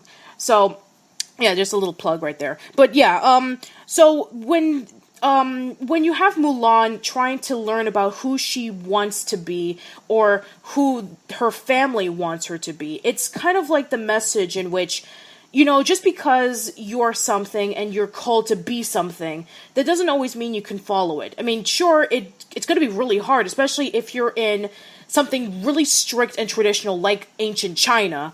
But then you can push the boundaries in saying, if I know that something is wrong, I'm going to risk everything to make it right. And that's probably what I think, that's the one new differentiation that Disney went with this film that just made it work so beautifully, because we talked about, the hero of the previous movie, Hercules. This was someone who wanted to, do all these things for his own intentions, but ends up learning in the end that's all about having to look out for other people. It's pretty much the exact reverse in this case. This is someone who Mulan's a character who, was not very confident in herself, wasn't sure if she would be able to fit in, and then ultimately made the decision that she has to do this for other people, and in doing that, is able to build more confidence in herself. It's like Hercules had to learn humility in himself, but Mulan had to learn more confidence in herself. And just that type of contrast in the fact that Disney was able to pull off two stories that are that kind of different is really amazing. Yeah, and you can also say that that's kind of like what Mushu had to go through in Hercules' case, in which the reason why he went over to help Mulan was because in the beginning of, towards the beginning of the movie, he was disgraced by the other ancestors. The ancestors appear as ghosts, and he was one of the guardians of the ancestors. And in the past, he led one of the ancestors to his death because he was a soldier. And he actually the ghost is actually carrying his own head, so we just see how bad of a job that Mushu did. So he decided that, they were calling into another spirit to help, guide Mulan into victory. And so he accidentally breaks the stone statue of the spirit, and so he wants to do this by himself. He says, okay, I'm going to help Mulan so I can get my rank of being a guardian back. But in towards the movie, when he starts learning more about Mulan and her struggles, he starts realizing how selfless Mulan is by risking everything so that her family cannot be looked upon as disgraceful, and that, she can learn more about being, more than just a woman who has to follow her deeds. He kind of understands that, what I was doing was pretty selfish. I was doing it to help myself so I can get my rank back for the ancestors. But you were doing it because you want to help the people you love. And even mentioned that in the movie when the soldiers eventually find out that Mulan was a woman. And so Mushu tells Mulan, even though that we were both frauds in what we say that we were, but at least you had good intentions, I did not. Absolutely. Anyway, so this is definitely, believe me, I definitely have the final two movies in this Renaissance. I definitely need to check out, especially at the very least in preparation for this book. But this is the one that I definitely feel I need to watch on my own, just to finally see what everyone is saying about it. Sure, absolutely, and maybe when you're done finishing it, maybe you can tell me all about it. Absolutely. Anyway, So yeah, so Mulan had a sequel, Mulan 2. Think I may have seen this movie only once, and I don't remember a single thing about it. I do remember that I was a little bit confused with it because, Mulan was having, she was guiding the 3 princesses of the emperor so that they can get married over to the other, princesses of the kingdom. And so from what I remember in this movie, that Mulan was hesitant of having the arranged marriage, which is kind of ironic considering that what she was preparing for in the movie was that so she can be able to do the tasks of being a good woman so that when she got married, she can be able to do that. So yeah, that was a bit odd. Another thing is that, in the movie, the 3 princesses fall in love with the 3 soldiers that we saw in the first movie. And, these princesses were called in to marry the 3 princes so that they can be able to unite the kingdom. And that kind of never really happened in the movie. I haven't seen it in a long time, so I can't really say too much about it. But, yeah, I just remember watching it once, and I don't remember really much about it. I just remember those things, and also when Mulan and the General Zhang were getting married, and they had, opposites to pretty much everything, and, the father was talking about, the yin and the yang, about one cannot be without the other. But as for anything else, yeah, I really don't remember pretty much a lot of the other things, so I can't really say too much about my opinions on the movie. Mm-hmm. Okay, so yeah, nothing really much to say about that. Let's move on to our final movie in this long discussion of the Disney Renaissance. It's Tarzan. And yeah, this is the one that I definitely know the least about. I still haven't seen that much of it. In fact, I think this is why I might need to watch more than anything else, just because I'm still not 100% sure if there is an idealistic message to be sent from this movie in particular. I haven't figured it out yet. Like I said, if I watch it, maybe I will figure it out. But I kind of get the feeling that this was when they were probably starting to run out of ideas as far as adapting movies. They managed to get something out of this one, but it was after this that they really started to struggle with their creations. I think this is why people, for the most part, look at this at the end of the Renaissance, and when they started going into the likes of Atlantis and the Emperor's New Groove and Treasure Planet, and started going into their next line of struggles. So unfortunately, for some reason, it just didn't. Yeah, this was another one that I guess I didn't see that much that kind of drew me in. So it's the one that I still have not really seen yet, and really can't speak that much about it, I'm afraid. That's fine. So the message of Tarzan is that Tarzan was raised by apes, and he was surrounded by apes. He thinks that he is one. In the first half of the movie, we have Tarzan as a kid, and he's trying to fit in with the other apes, and his father Kerchak doesn't really see him as anything. He says that he'll never belong with us because, he looks different, but, he's a human, but he doesn't really see himself as, that he belongs. Again, similar to all the other protagonists in Disney movies, blah, blah, blah, blah. But in this one, it makes a lot of sense because Tarzan is a human, he's surrounded by apes, and he doesn't know any other family other than them because in the beginning of the movie, his parents were killed by a leopard named Sabor, and his ape mother Kala heard a cry, and she decided to check on him, and she decided to check what the cry was, and it turned out to be Tarzan as a baby, and then Sabor was in the treehouse where the parents were after their ship got destroyed.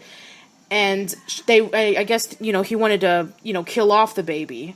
And so she saved his life. And so earlier in the movie, their child was killed by Sabor as well. And so she kind of sees Tarzan as, she needed to raise him because his parents were lost and they just recently lost an infant. So, it's kind of like, yes, we do need to take care of him because he has nobody else. And so he was raised in the notion that I don't really belong because I'm different from everybody else. I'm not filled with hair. I don't have, I can't do a lot of things that compare to other apes. And so his mother taught him the lesson that, just because you look different, there are a lot of things that you have that are exactly the same as us. And so he grew up learning the tricks and the advantages of trying to be an ape. And then in the second half, we have Jane and the professor and Clayton who come in to explore and find the gorillas so they can be able to research and document them. And so he starts learning more about humans. And then he starts questioning, when learning more about the humans, on who he really is. I mean, is he a human because, he looks so much like them? Or is he ape because he was raised by them and he knows more about them than anything else? So it's kind of like that two worlds, one family, which is part of the song that Phil Collins sings. And Phil Collins does the soundtrack for this. And, I'm not going to say anything bad about the soundtrack. I do like a few songs in this movie. I know that some people really, really criticize Phil Collins. They really hate him for some reason. I don't understand why.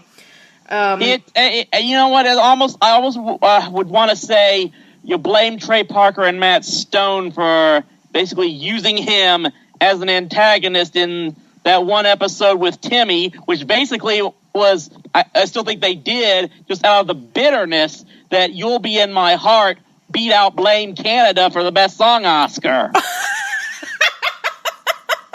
Wow.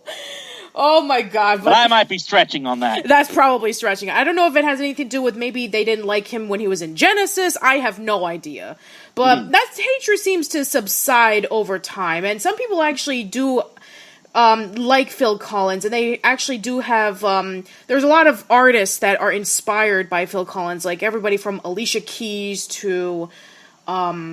There's one new singer, I don't know what her name is, but anyway, yeah, I mean, I remember a few years ago, our colleague James from Manic Expression actually did a Stop the Hate video and blog about about Phil Collins, and that he doesn't deserve the hate that everybody seems to give him. I think I remember he was mentioning about, like, there was the news that Phil Collins was unable to drum because he couldn't hold his drumsticks, because he had a condition that he got really sick and he couldn't be able to play guitar or do drums anymore. And there was this one guy who said, well, thank God for that, because you do bad music anyway, so good thing you can't hold your drumsticks or your guitars. Like, wow, that is an asshole thing to say.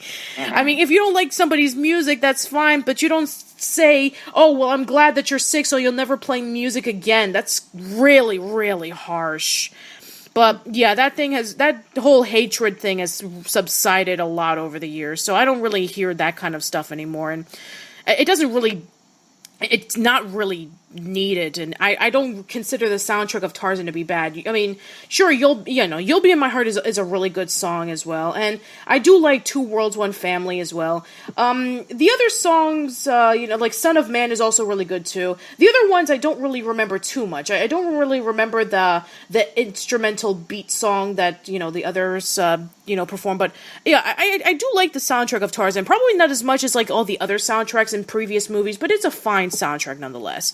And, Tarzan also had an animated series, and it had two movies. It had Tarzan and Jane, and it had Tarzan 2. And I've never seen Tarzan 2. I have seen Tarzan and Jane, and it definitely is one of those movies that feels like it's a pilot to a TV series. And, oh my God, it shows so badly.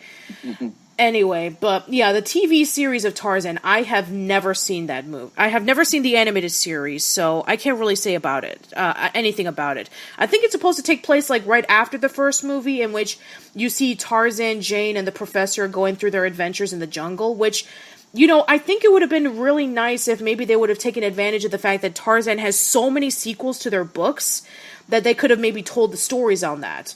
But I guess maybe because similar to, like, the Jungle Book and all the other fairy tales like Beauty and the Beast and, Alibaba and the 40 Thieves, I guess they wanted to tell a self-contained story and kind of build it in their own way, which is perfectly fine.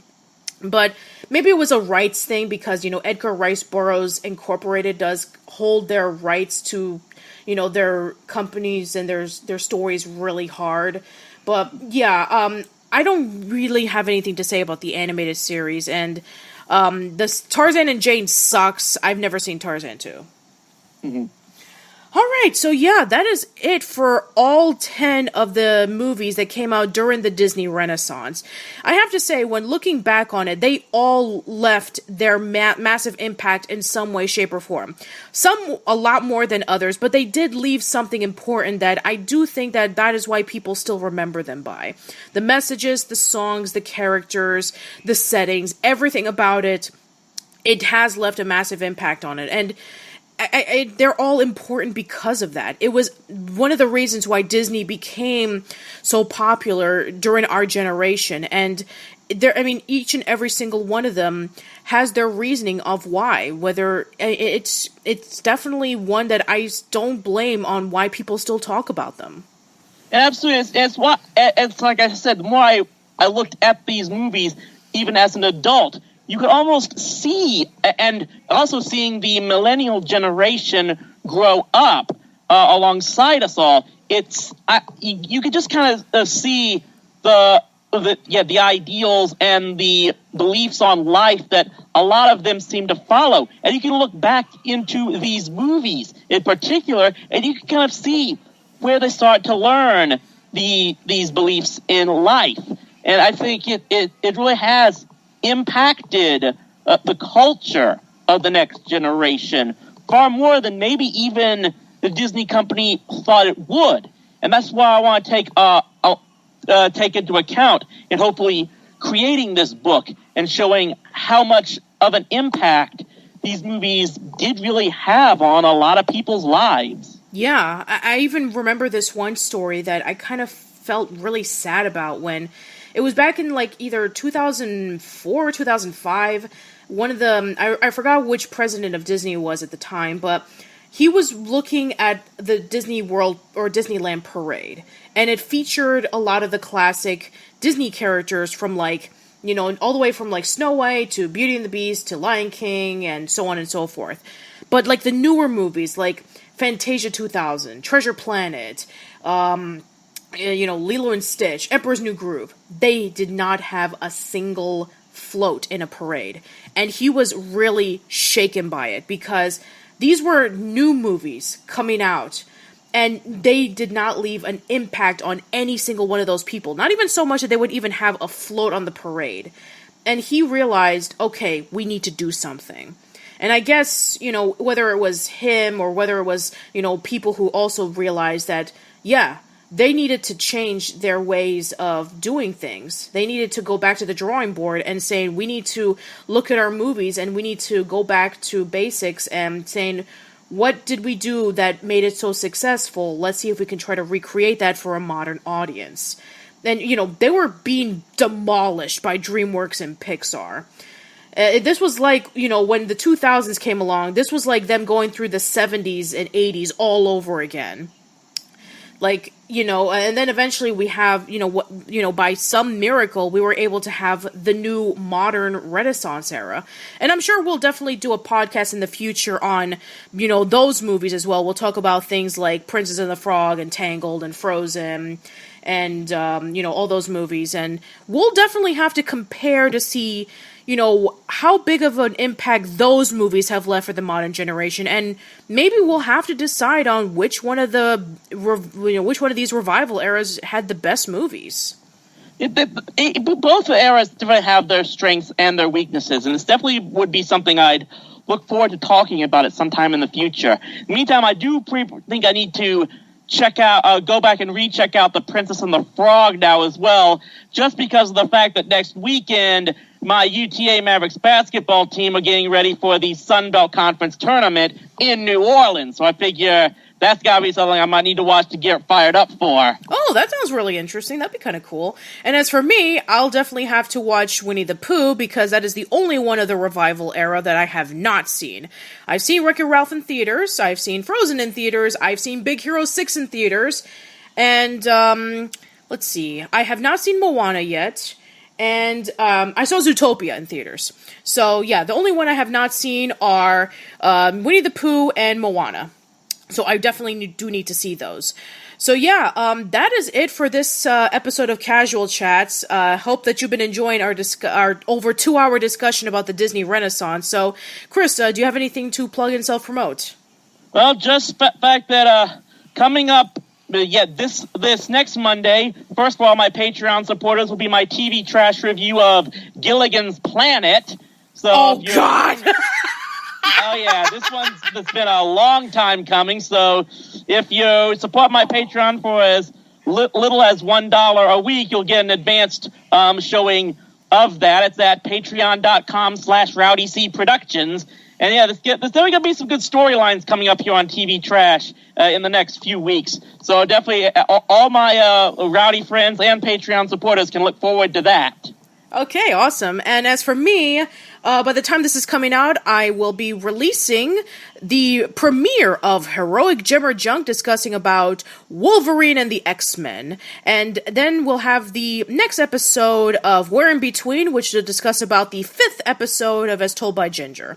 So yeah, stay tuned for that. Other than that, thank you so much for listening. Let us know in the comments below about your favorite movies during the Disney Renaissance era. Which ones were your least favorites? Did you watch any of the animated series or sequels on those Disney movies? And went out for a little bonus. Which of the revival era do you consider to be the best? The 90s one or the most recent one? So yeah, that's it. Hope to see you around soon, and thank you for listening. 大家同心作战 The Hunt 为何这群士兵都像个姑娘 You're the saddest bunch I ever met But you can bet before we're through 要成为男子汉不认输快速像那江河湍急 With all the force of a great typhoon With all the strength of a raging fire Sent to us as the dark side of